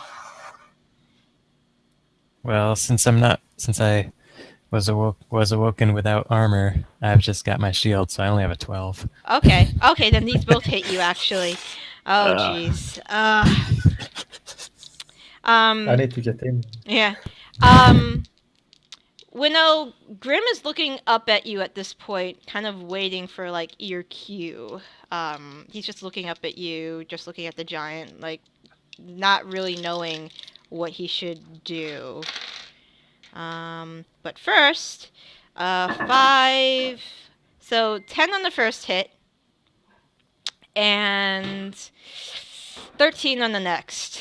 Kasov, another volley of really, really painful hits just collide into your ribcage. There's some cracking at this point. How are we feeling? Pretty bad. I have 1 hit point. Okay. Oh! Hwinnil, did you want to use your little flamey spear again? It actually gets used as fast. If he ends his turn in it, he takes damage. Oh, okay. Interesting. So 2d6, right? He gets a new save, of course. Okay. New save. He doesn't make a save because he's slow as hell. So he takes an additional 8 points of fire damage. And now at this point, he's pretty stupid, but at this point, he's like, fire is bad. So he'll probably move his next turn. Did you want to move? Yes, I have stuff I will do. Okay. Because that costs no action to do that because he didn't move. So I will actually cue my wolf friend by jumping down as I turn into a dire wolf. Okay. And I say, let's bring him down. All right. And then Cool. I run over to like this side of him and the wolf the other side, so like complete surround. All right. And then we attack him. He held his turn, so well, let me give you a wolf. Here's a wolf. You might have to make it bigger. And I'll have to get a different wolf for Grim. For me, maybe. Yeah, or you, or Grim. There's one. Catch up!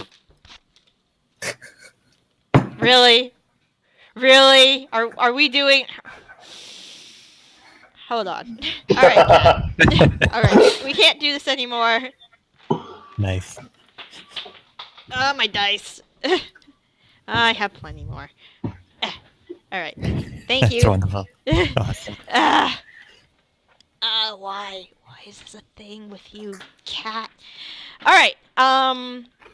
So where did I put that other guy? All right, and then the dire wolf has just gotta. I need to get his initiative on deck. Dire wolf. Oh, +2. Good. All right. So. I need control over them though. Yeah. Roll d20 +2. All right, he's gonna go at 9. I'm gonna give you control over him. Give me a sec. There. Controlled by... Okay. So there, and you should have control over both of them now. Direwolf is also considered large in size, so I need to make him a little bigger. A little bit bigger. That's a really big direwolf. I think that's correct, actually. Yeah, that is correct. So they're just as big. Grim and you are just as big as this Enton at this point. Let me put his Grim's not dexterity, his initiative on as well. He rolled a 9, unfortunately. So descending. There we go. All right. All right. So you turned. You're that big now. Acros is going to jump in. He's not wearing armor as well. He didn't sleep in his armor, and he's just going to... I don't know his moves very well, so I'm just going to do, like, simple weapon attacks. We haven't attacked, though, yet. Yeah. Me and the wolf. Yeah, you haven't attacked it. Oh, you haven't attacked yet. All right, go ahead. You should attack first. Yeah. This is my attack. Oh, wow. Yeah. This is the wolf's attack. Mm-hmm. And both hit, I guess. Both hit. Both definitely hit. It takes this much damage in total. Okay. And he needs to make 2 DC 13 strength checks. Okay. So strength is his wheelhouse. He makes the first one with a 16. He doesn't make the second one with an 11. So me and Grim pulls him down on the ground. So he becomes prone. He is prone. All right, I'm gonna... Geez, that's nice. Sure, prone. Prone's that net right there. And I don't see it. Net. Fuck you, you're prone. He's prone. I'll just make a note of it. All right. Now Acros is going to attack. With his greatsword. Where's the greatsword? Attack. There we go. This makes it so much easier okay. That did not work. God damn it. But I am Acros, bio, character sheet, strength. Attack? There we go. 14. Nice. So Acros just comes charging out of his tent and just, gives him a huge gash across his chest. He's not looking great. He's like, oh, he didn't realize that there were people sleeping in those tents, and there was a thing in a tree, and apparently there's a wolf in the tree, and there's a wolf in the ground, and they're like arrows. He is not made for this. And he starts yelling in Giant. You're not sure if do any of you speak Giant? I do. He pretty much starts cursing you, especially the wolves. They're like, he calls them like akin to like mongrels and things of that nature. He's just really pissed and frustrated because he thought he was going to get an easy meal with Ramas. And unfortunately that was not the case for him. Okay, so Grim already attacked with you, Hwinnil. So Kasov, what's up? Well, I am hurt pretty bad, but I'm gonna cast. I'm gonna use a bonus action to. Well, actually, what am I doing? Yeah, I'm still gonna just use a bonus action to cast Healing Word as a level 2 slot, which gives me an additional 1d4. Okay. On this, so I'll just roll a d4 on top of that. Max. That'll get me back to handling stuff a little bit better. Okay. And then just swing my warhammer at him. Okay. And he's on the ground, right? He's on the ground, so you have advantage. All right, let's go for it. You hit. Advantage help. Yeah, you hit. You definitely hit. So he takes that much. He takes that much damage as you clock him on the side of his head, and he's like just screaming in pain at this point. And it's Rames's turn. And actually, before I finish, I shout out in giant at him. Had enough. All right. At this point, he's glaring at you like.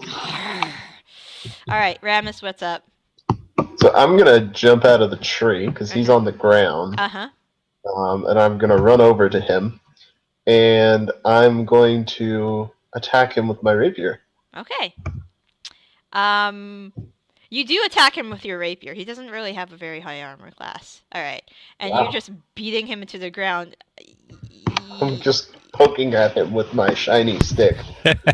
Is that all you roll? I thought you had sneak attack as well, because he's like. I do have sneak attack as well. Yeah, I rolled 2 1s on my sneak attack damage.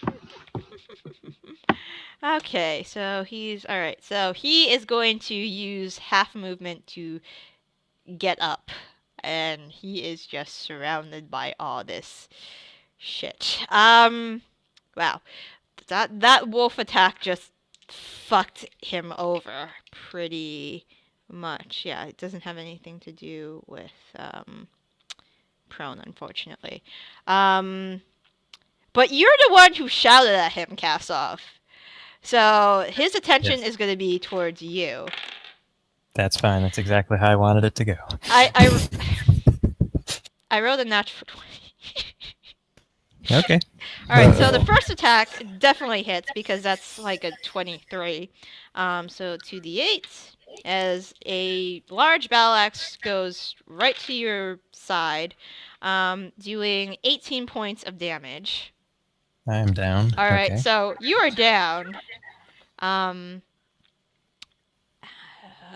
So once you go down, then he's going to hit somebody else. Who is he going to hit, though? 1, 2, 3, 4. So D4. He's pissed at the wolves, but he's kind of 1, 2, 3. So 1, 2, 3. Hi, Acros. How you doing? So 2d8.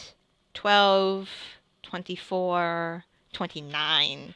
As Acros is nearly bashed in, like the club just kind of bashes into Acros, nearly carrying him over like a foot or two back into his tent.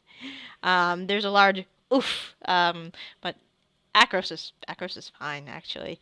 He's gonna take more damage from the fire because he can't take 4 attacks of opportunity.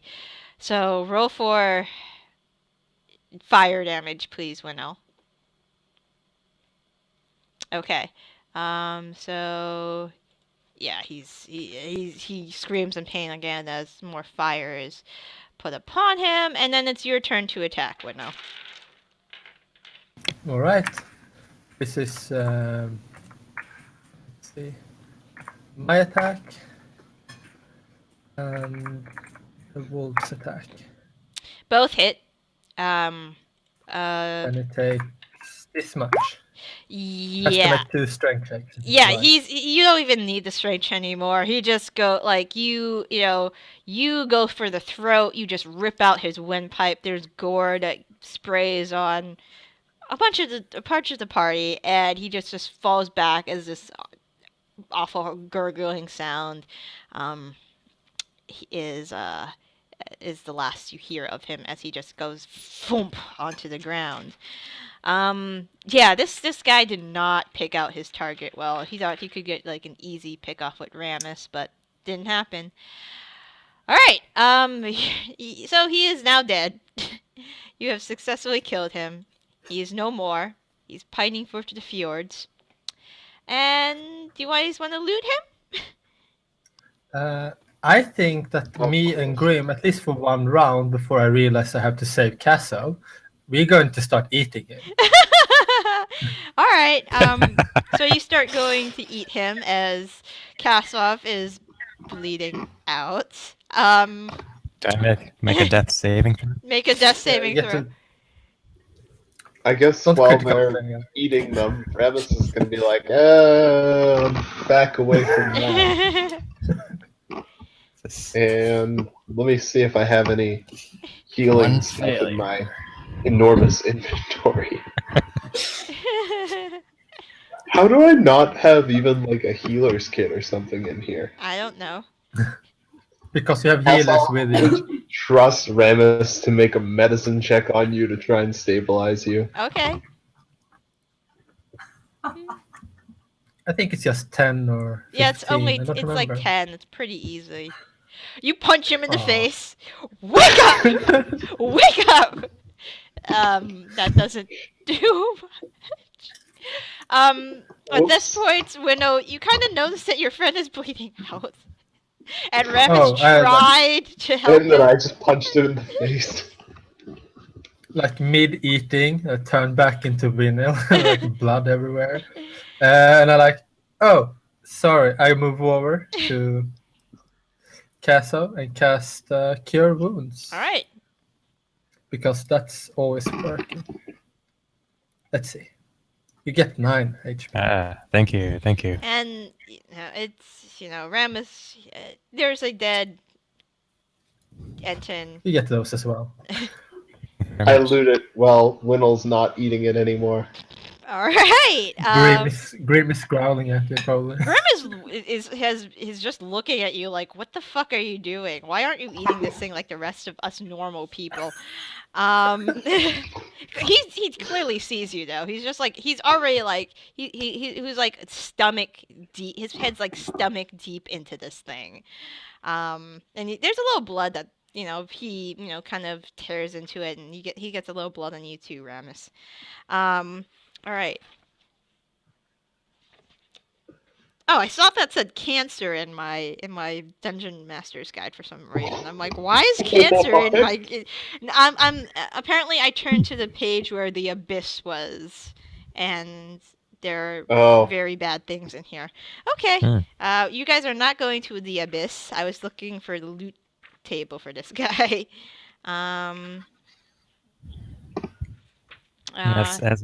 As I sort of wake up, I thank Hwinnil and I say to everyone, if I'm ever down, since this might happen a lot, I point inside my bag that I have a few healing potions. I think you can just pour those into my mouth, right? Yeah. I think so. So Okay. feel free to loot this bag with healing potions as needed. I have a few. Really? I think you said As the wrong needed. thing. Maybe a little bit. I'm trying to speak your language, Gotcha.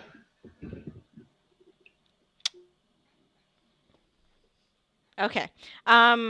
Wow, you guys, I rolled a 90, where is it? 95. So you guys find, let's see, 3d6. Okay. You find 15 gold pieces on this guy.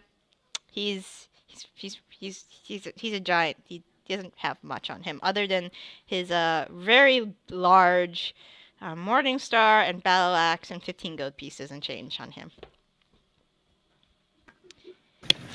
You'd think you'd get more for a 95. Well, if I had rolled a 96, you guys would have found platinum pieces. Ah. Yeah. It goes from, like, I actually can read the chart to you. Like, 96 to 100 was platinum, and then lower than that was gold, but I rolled for gold instead of platinum. So, blame my dice. Blame my dice. All the time, blame my dice. No, I like your dice. You like my dice. Kasov doesn't like my dice. He got hit every I time. like your dice. They keep failing whenever we need them to fail. Thank you so much for that. I am so happy that you find. Anyways, okay, so I don't think Hwinnil has been hit by anything for like since level 1. Now you kind of just stay into it in a tree, and then you turn into an animal, and then they try to hit you, and for some reason it doesn't work. So I don't know why. Okay, so you guys corpse in the middle of camp. What did you guys want to do now? I go back to sleep. Okay, you go back to Yeah, sleep. I still have probably some more watching to do. All right. The Yes. the rest of the night goes without incident. No. It's not too bad. So yes. Cat, what's wrong with you? Okay. Please don't go on my computer again. Okay. Okay, so the night passes without incident. It's a very... It's a colder morning when you wake up. The sun, hasn't had the time to warm your surroundings, so it's pretty nippy right now. But you guys pack up, and would you guys like to continue your journey up the mountain? Yeah, All I right. keeping track of the Yeah, way. let's do it. All right. So you guys, all right. Yeah, I eat some of my rations. Still hear you. I just can't speak while I go. Okay. Okay.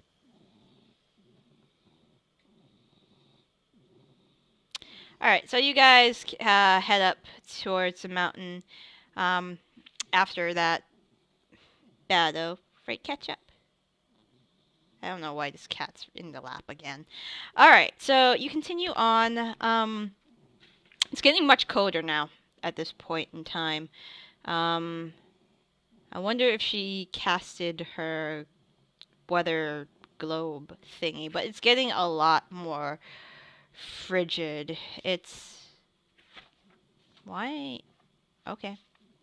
And you start having to pull your furs closer around you. I'm actually going to ask when he comes I back. cast it every 2 hours, so Okay, yeah. every 2 hours.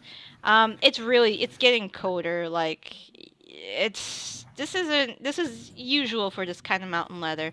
I actually would like all of you. I think mountain dwarves get like advantage on this. Let me double check, but I need all of you to roll Constitution checks for me, just to try to, be good against this code. It's not going to be a very high check because you guys have winter clothing on. You were pretty well prepared. I'm just looking at the dwarven. Do you have advantage on this because you are a hilly, mountain dwarf? Let me double check. I'm a hill dwarf. You're a hill. And I have advantage against poison, but other than that, it's No. pretty much just a big boost to my hit points. That's all that I get, I think. Okay. So while you're climbing up the mountain, you suffer 1 point of exhaustion, I would feel. It's really cold. It's really taking a lot out of you too. I mean, usually you're used to this weather for some reason. Maybe there's like a tiny tear in your cloak or something. This is just chilling you to the bone. And I'm going to tell you what the point of exhaustion means once the cat starts settling down.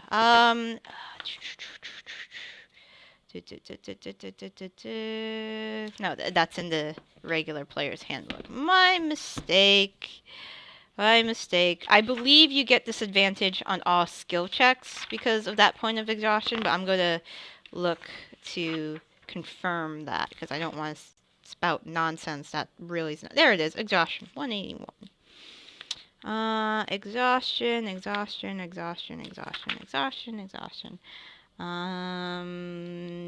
You are not giving me the points that I am looking for. Suffocating, not yet. God damn it. 185? Not yet. I'm ability checks. What is exhaustion? Do I have the Dungeon Master screen? I think it's called fatigued. Or maybe I just misremember. I'll look at fatigue as well because there is exhaustion listed in the index. Fatigue. I do not see fatigue, so it is exhaustion. I need a minute to just look because there used to be like a small chart. Movement, speed, travel. Page. Let's see which page is it. 291. 291. All right. There we go. Yeah. You are right. Exhaustion. Disadvantage on ability checks. So you have disadvantage on ability checks right now until you can sufficiently warm up a little bit. And a long rest will reduce your exhaustion level by 1 after you've eaten. But you guys keep on going, pushing through. And it is pretty cold. The snow is falling a little more heavily than the first part of the mountain. I need all of you to again roll perception checks for me.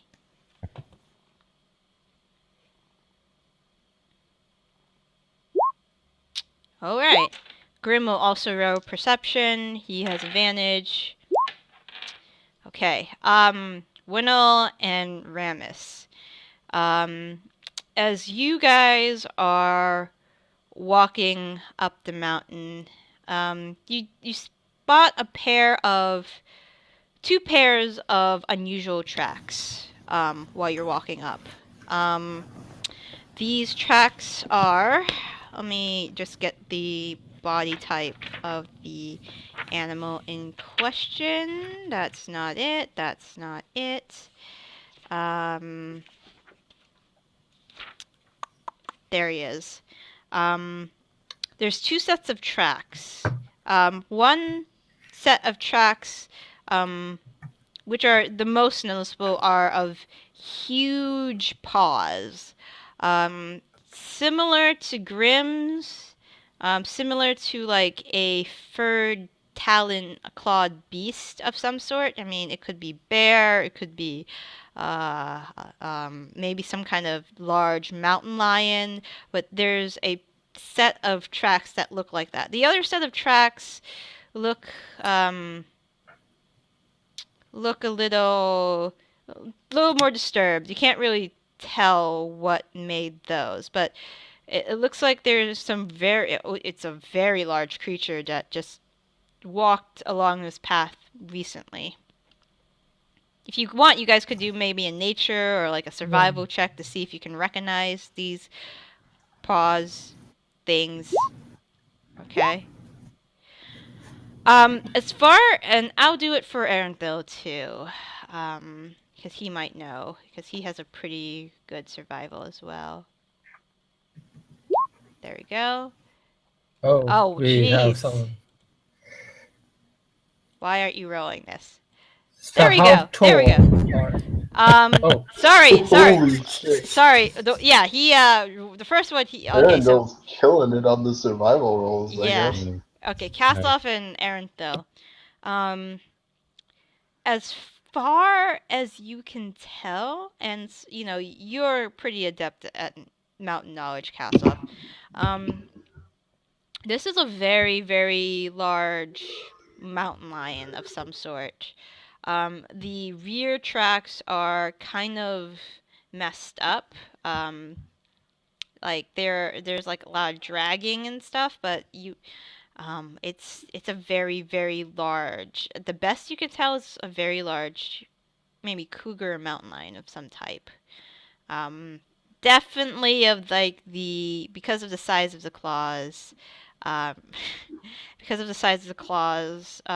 This is probably the biggest mountain lion you've ever this paw size, like the diameter of the paw size, it's huge. It's bigger than any creature you've encountered. Okay. Of this magnitude. I try to relay that information to the others, and I also add that I remember reading in my studies that rakshasas sometimes take on any kind of form they want to, often like a tiger.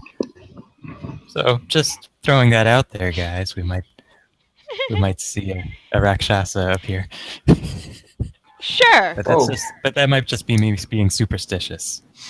It seems kind of unlikely that this would be his tactic. Lure them up to a mountain that is cold, and then turn into a mountain lion, and then trap them. That But is first, true. do some tracks. Okay. I see your logic there. But That's there is a great. chance. I will keep my eyes open. Yes. Please do. Okay. Grim kind of just noses around in the where the tracks are, just looking curiously, smelling, looking up at you, and he looks a little confused as well. Very confused actually. Do you? And he kind of, noses on over to you, and kind of tries. He's trying to speak to you. It seems. Did you want to cast speak with I animals or Yeah, but I'm gonna cast as a ritual because I don't know, so it takes right 10 a minutes? little while. All right, so Yeah. you cast it as a ritual 10 minutes, and when you finally cast it, he still looking very confused. Grim says, "This is strange. This thing smells like a mountain lion, that's for sure. But I smell other scents with him. What kind? Mm, I can't tell. There's a little hippogriff on him because on this thing because I think maybe this is what the thing ate. But it wasn't part of this guy. It was I definitely smell lion, but there's other scents that are like melded in, and I don't know what they are. Because he's never experienced anything like this before. This is a creature. This thing is something I haven't come across in my travels. I can't. I don't know. He doesn't know, but he's just smelling like there's a bunch of different scents with this guy, not just the line that your dwarf had mentioned. We should be I see. careful. This is Def- unusual. I decide to turn into a wolf, Mhm. a dire wolf, and I want to also smell it. See if I can determine, because I have probably smelled maybe more unnatural things than Grim have. Mhm. All right. Just roll. You have keen senses, so on your perception checks with hearing and smelling, roll advantage. All right. Jesus, why do you always roll over 20? Okay. You have smelled this scent before. It's especially you. And you've encountered a creature like this. Well, not this particular creature, but it smells very similar to that dragon you fought back in Wingfall. Like that, there's a mixture of this lion-ish scent that you've encountered mountain lions before, so you know what they generally smell like. But this one definitely smells dragon-like in particular. Um, the other smell, there's another mixed in. You do get the hint of hippogriff, and which you can come to the conclusion that maybe this is what it was eating or something. Yeah. There's a third smell, but you can't quite link it to anything you've encountered. But there's some dragonish kind of scent, and definitely that mountain lion kind of scent. Strange. Mhm. I turn back into Hwinnil, and I relay this information. It's this mountain lion smells like dragon for some reason.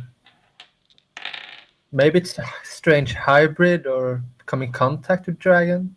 And with our luck, it's probably a dragon. Maybe it has a dragon friend. That is disturbing in case if that's the truth. Possibly. Can I make a nature check again to see if I recognize mountain lion with dragon in any of my studies? Sure. That'd be fine. Can I also do it?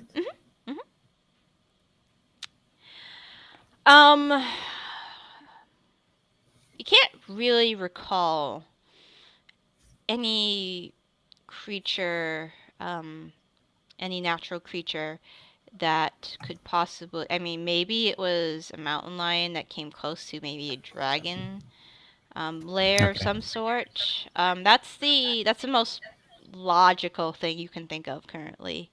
Okay. Definitely, I mean, this is very unusual. Strange. Yes. Okay. All right. So you guys, so how long, you stopped for at least 10 minutes because you had to cast a speak with animal ritual.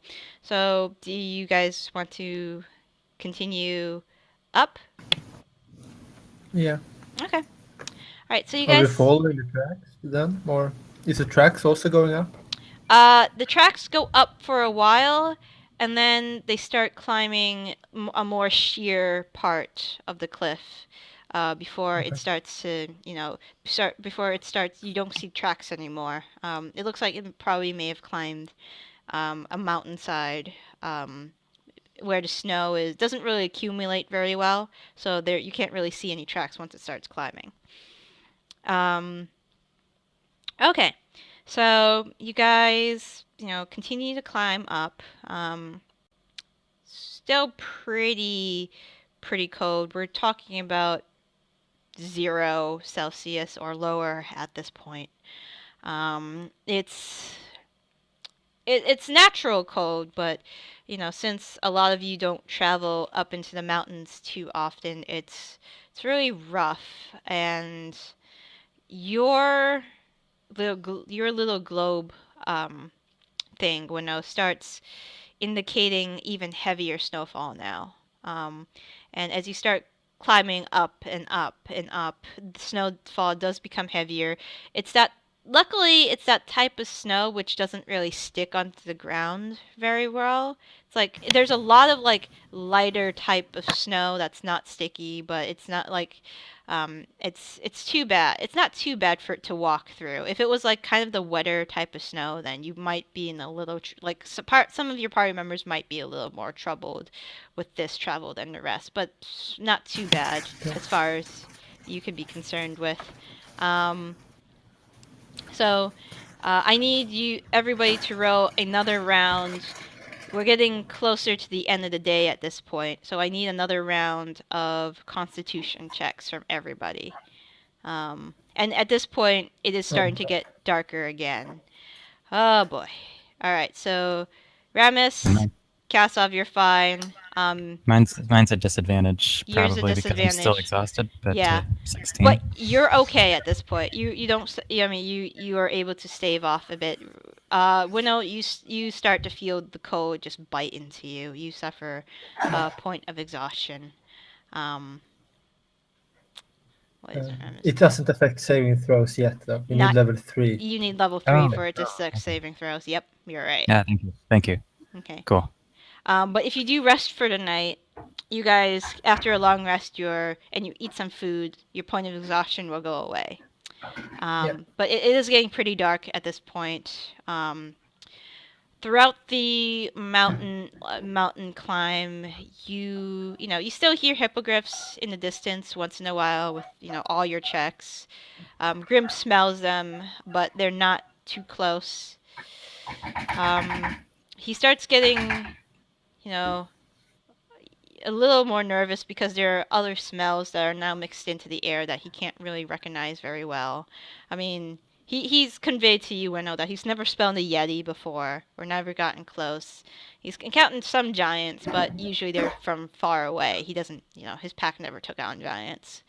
So there are unusual things that he's starting to smell the closer you get to this mountaintop. But if you guys want, you guys could either push or you guys could, do a survival check to see if you can find another decent camping spot. I think finding a camping spot we should do. Yeah. I want Yoda for some reason. I agree. All right. So, Hwinnil and Earendil, you are able to find. It's not as nice as the one you found previously. There's a lot more snow. What little trees that grace this mountaintop are scattered, but you are able to find a area where there is a outcropping of area where maybe somebody else has camped before, maybe some giant entity, but the stones are arranged in like a circular motion. There looks like there used to be a campsite here, long abandoned. Probably somebody camped here for the night, picked up. Judging by the fire, it's not been used for a really, really long time. Like, this is like months before. Probably somebody traveling up the mountain themselves. But there is like a cliff wall to one side. There are a couple smaller trees in the area, but this looks like a decent place to camp. You don't have many choices up here because of how the terrain is set up. So, I mean, would be your best bet, you think? Unless you want to look for a place where somebody hasn't camped before, which is totally feasible as well. No, we can take this one. Okay. All right, so you guys start setting up. Acros used his dice to actually, how are they doing? He's fine, and Earendil's fine, and Florgorin, he's okay. So they're okay. They're gonna set up as well. Okay. And who's taking watch this time around? I probably take 3 and 4 again. Okay. I'll go first. All right. I won't sleep in a tree this time. I will sleep on the ground with the Grim and we like cuddle up. Okay, that's fine. Grim's not gonna, it's not going to like say no, warmth in numbers. Exactly. So Ramas, you take first watch again, right? Correct. All right. I need you to roll a perception check for me, as everybody has settled down to bed. Okay. You don't hear anything. It's pretty quiet night. You do hear in the distance, not anywhere near your position, a very, very loud roar. But other than that very loud roar, probably being carried some distance, a very long distance away, there's nothing that really disturbs you, and your shift comes to a close. All right. You gonna wake up Kasov for his shift? Yeah, I'll wake him up. All right. Poke him lean over and poke him a couple times and say, "Kasov, it's your turn." I wake up and say, you're kind of creepy. Go take a nap. What is creepy?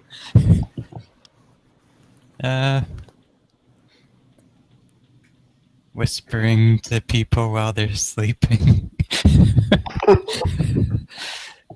But Okay. thank you for waking me up. You had a good intention. Yeah. All right. All right. Go team. Have a good rest. Go team. Go team. All right. So Okay. you put on your armor. You get ready for your watch. It's pretty quiet. There's some, noises from various woodland creatures.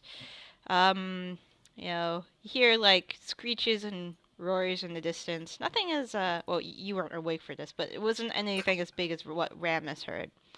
But your shift eventually comes to, well, roll perception for me, just for the hell of it. If you crit fail, something happens. If you crit fail, something happens. No, you didn't. All right. Your night comes to a close. It's pretty quiet. Nothing too unusual. You slept in the wilderness before. It's nothing really to be alarmed over at all. Is it now I'm going to be evil player and say, well, technically your exhaustion isn't gone yet, so it's a crit fail. Well, it's now Hwinnil's turn, so you could like pretty Yeah. much. I'm just kidding. It's you could go wake up the next person on shift. Oh, of course. I go over to Hwinnil and try to like just tap her on the shoulder and whisper a little less creepily. Hey Hwinnil. Hey Hwinnil. I like open my eyes because is it my turn? Yes, it's your turn. Grim so kind of just groggily looks up at you and just goes back to sleep. the night's been uneventful so far. So let us know if you hear anything. I will. Okay. So I take a roll around. all right. So you get up for your shift. Grim, if you're gonna go into close, more into center camp, he'll just follow you and just curl up at your feet. Kind of like with one ear, kind of lying on the side with one ear to the ground, just in case. Your night passes without incident. Again, you hear, a couple growls in the night, but, you figured that was the sound of either some small beast hunting, you heard some grrr, some wolverines eating something. It's pretty quiet. It's pretty uneventful. Especially because you guys, since you guys don't have a fire too, it's, dark. It's very cloudy, so the stars and the moon has pretty hard time shining through the thick clouds, especially because they're pretty snow heavy clouds. But your shift passes without incident as well. I wake everyone up. Okay. All right. I don't walk around and whisper in their ear. And now it's time to get up. All right. Okay. Acros and Florgorin and Earendil wake themselves up and start, packing up tents, packing up camp, making a meal from their rations as well. Earendil will do something useful and go forage.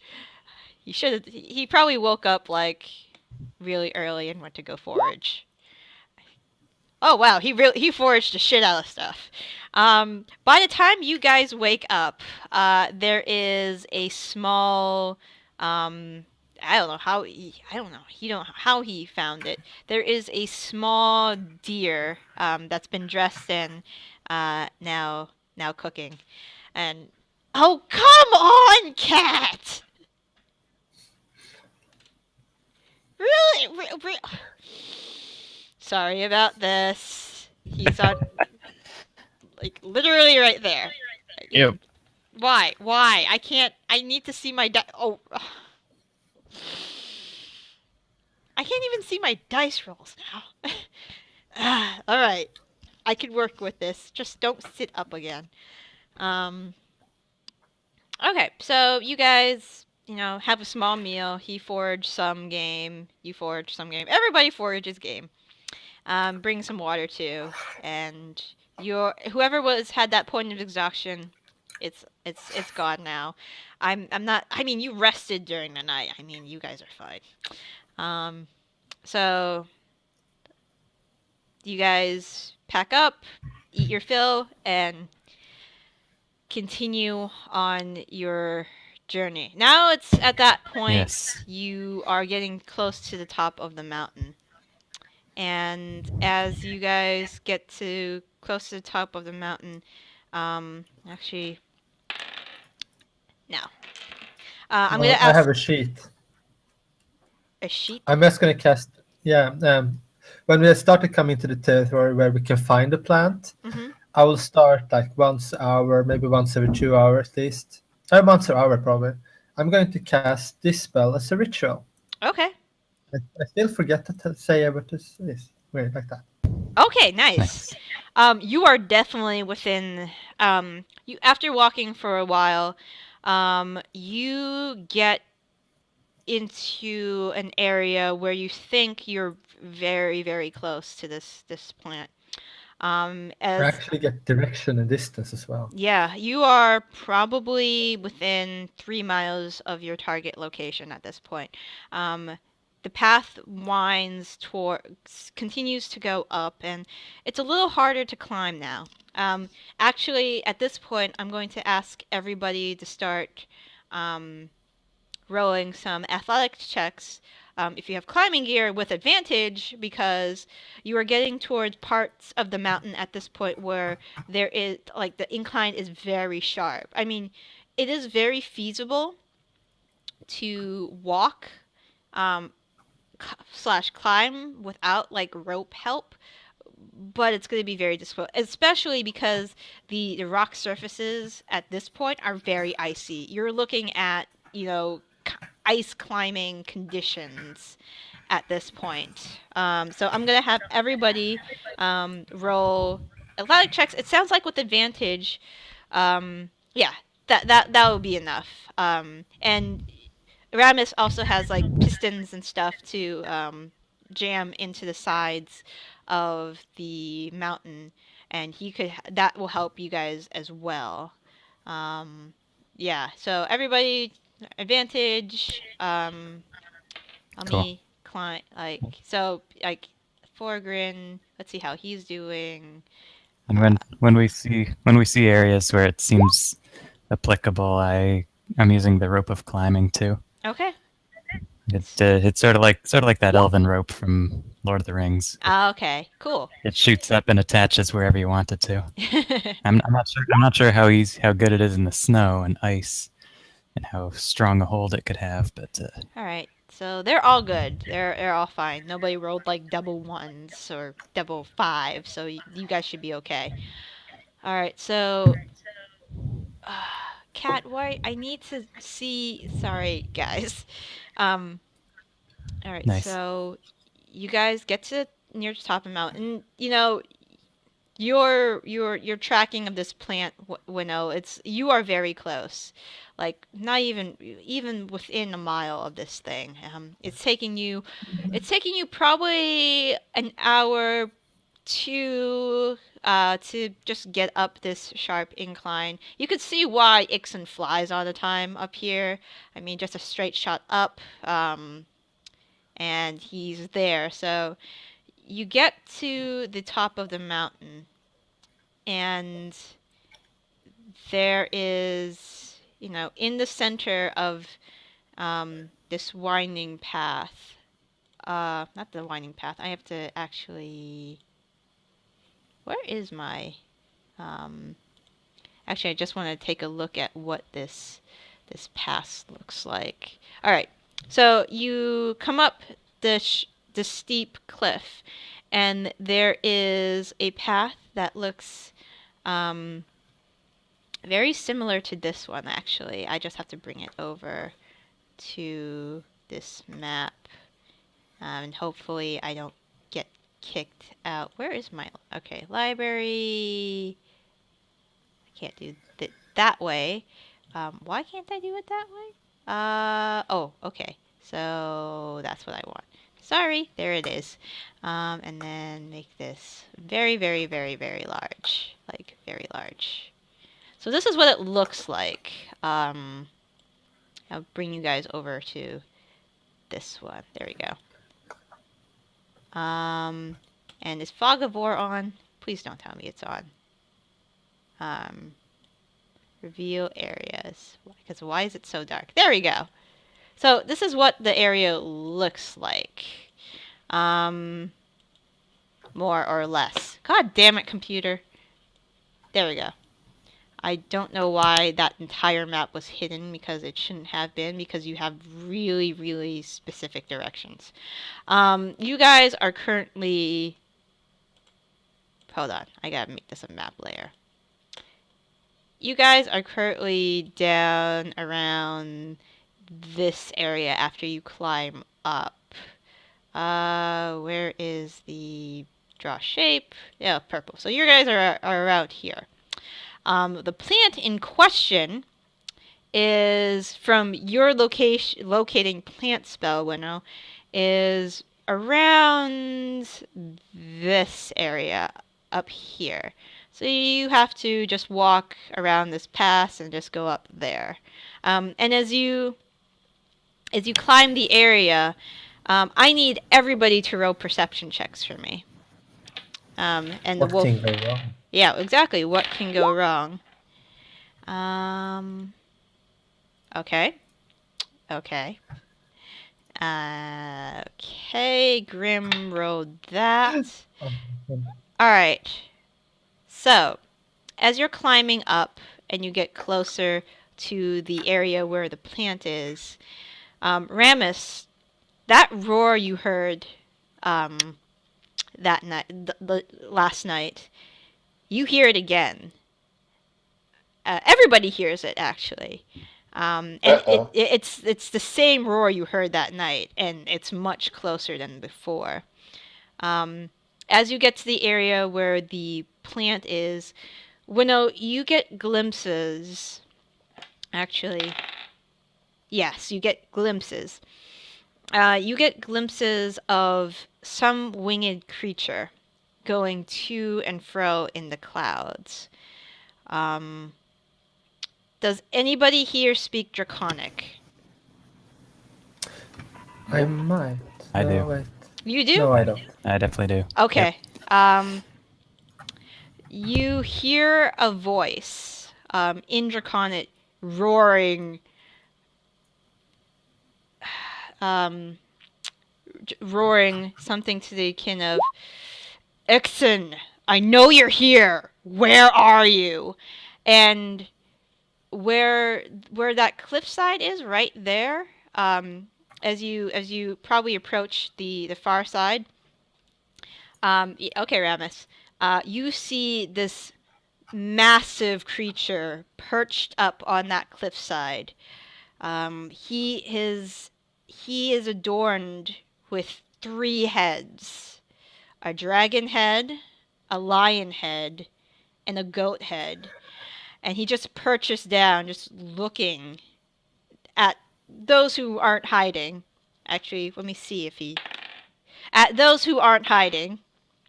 You probably found like a bunch of rocks and trees to hide behind.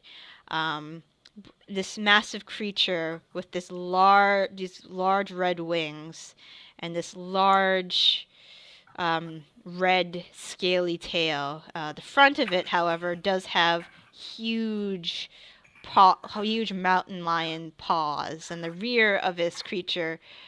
For how far away from you guys at this point? 1, 2, Yes. 3, 4, 5, 6, 7, 8, 9, 10. Probably about, like, length distance wise, probably about 70 feet away from you at this point. Height wise, that cliff, probably 20 feet up. And he's just looking, this creature is just looking at you, trying to look for somebody probably looking for Ixen in particular, just staring at you. Everybody at this point is notching, Earendil, Acros, Florgorin, they're taking out their weapons, they're standing ready.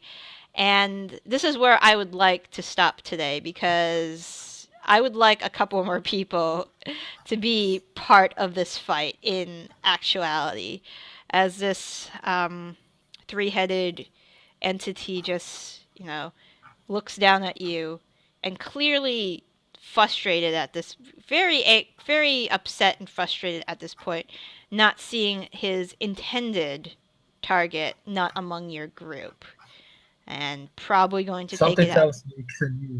Something tells me Ixen knew that something. And he's like, "Can you go up to the mountain?" Yeah. Definitely doesn't see you, but we will pick up in 2 weeks, or even next week, even if people are down for it, because we did have a lot of people today, and if you guys are down for doing it next week, I can do it next week as well. Depends on how you guys feel, because I know we had a short session today, and I feel bad about that, and Maybe, but I'm not 100% sure. All right, just let me know. I'm just gonna throw it out there to the guys. But you know, if you guys can't make it, that's cool. It looks fine. Looks fine for me. But yeah, post it and we'll see. Yeah, I'm curious because I feel bad because I can't get a hold of Logan, just like I couldn't get a hold of Alex. And it sucks because, I mean, I'd love my partner to play with us, but this is a horrible time for him to play. This time slot. He did express interest before, and the girls that I DM for, unfortunately, this is too early in their time zone, a time spot to play too. So I am hosting a coworker D&D game, so if they're really interested in wanting to play D&D more, maybe I'll have one of them join. But I don't know. I'll try to contact Logan a few more times to see what's going on with him. Maybe I should start getting emails from you guys as well if this keeps on happening, because I know that Roll20 alerts you when you have a message, but I don't know like if they have their alerts on or not. Right. All right. For that Enton that you guys killed,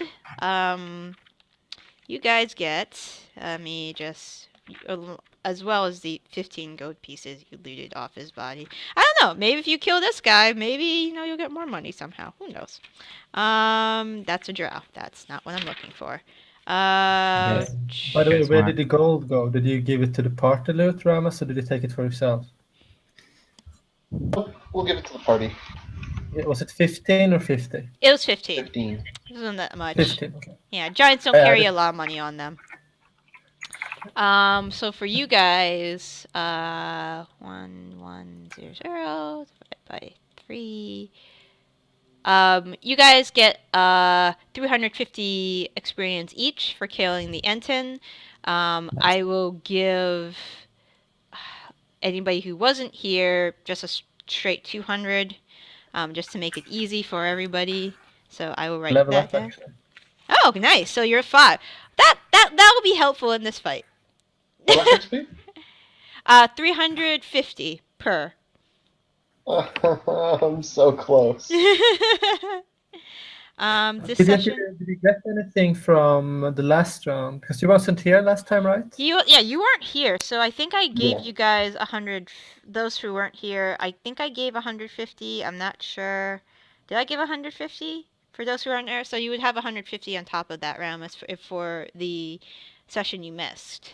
I'll write that down. Okay, and you get 100 gold from me because I gave 100 gold to people. So you can add 100 gold to your sheet as well. Oh, sweet.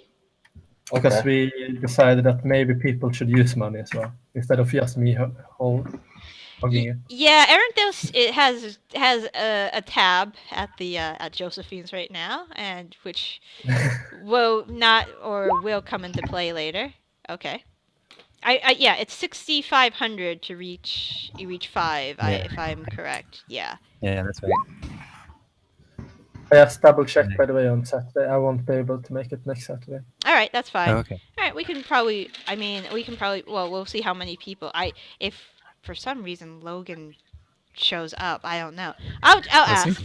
But I'll let you guys know. Probably. Cat, why are you okay? You're in front of my calendar. Why my calendar icon? Fine, I'll go to the start menu. It's fine. Make me do another step with this bullshit. All right. Okay. I will see you guys probably. Then it sounds like probably 2 weeks. Well, week after next. And yeah, what date is that? Calendar.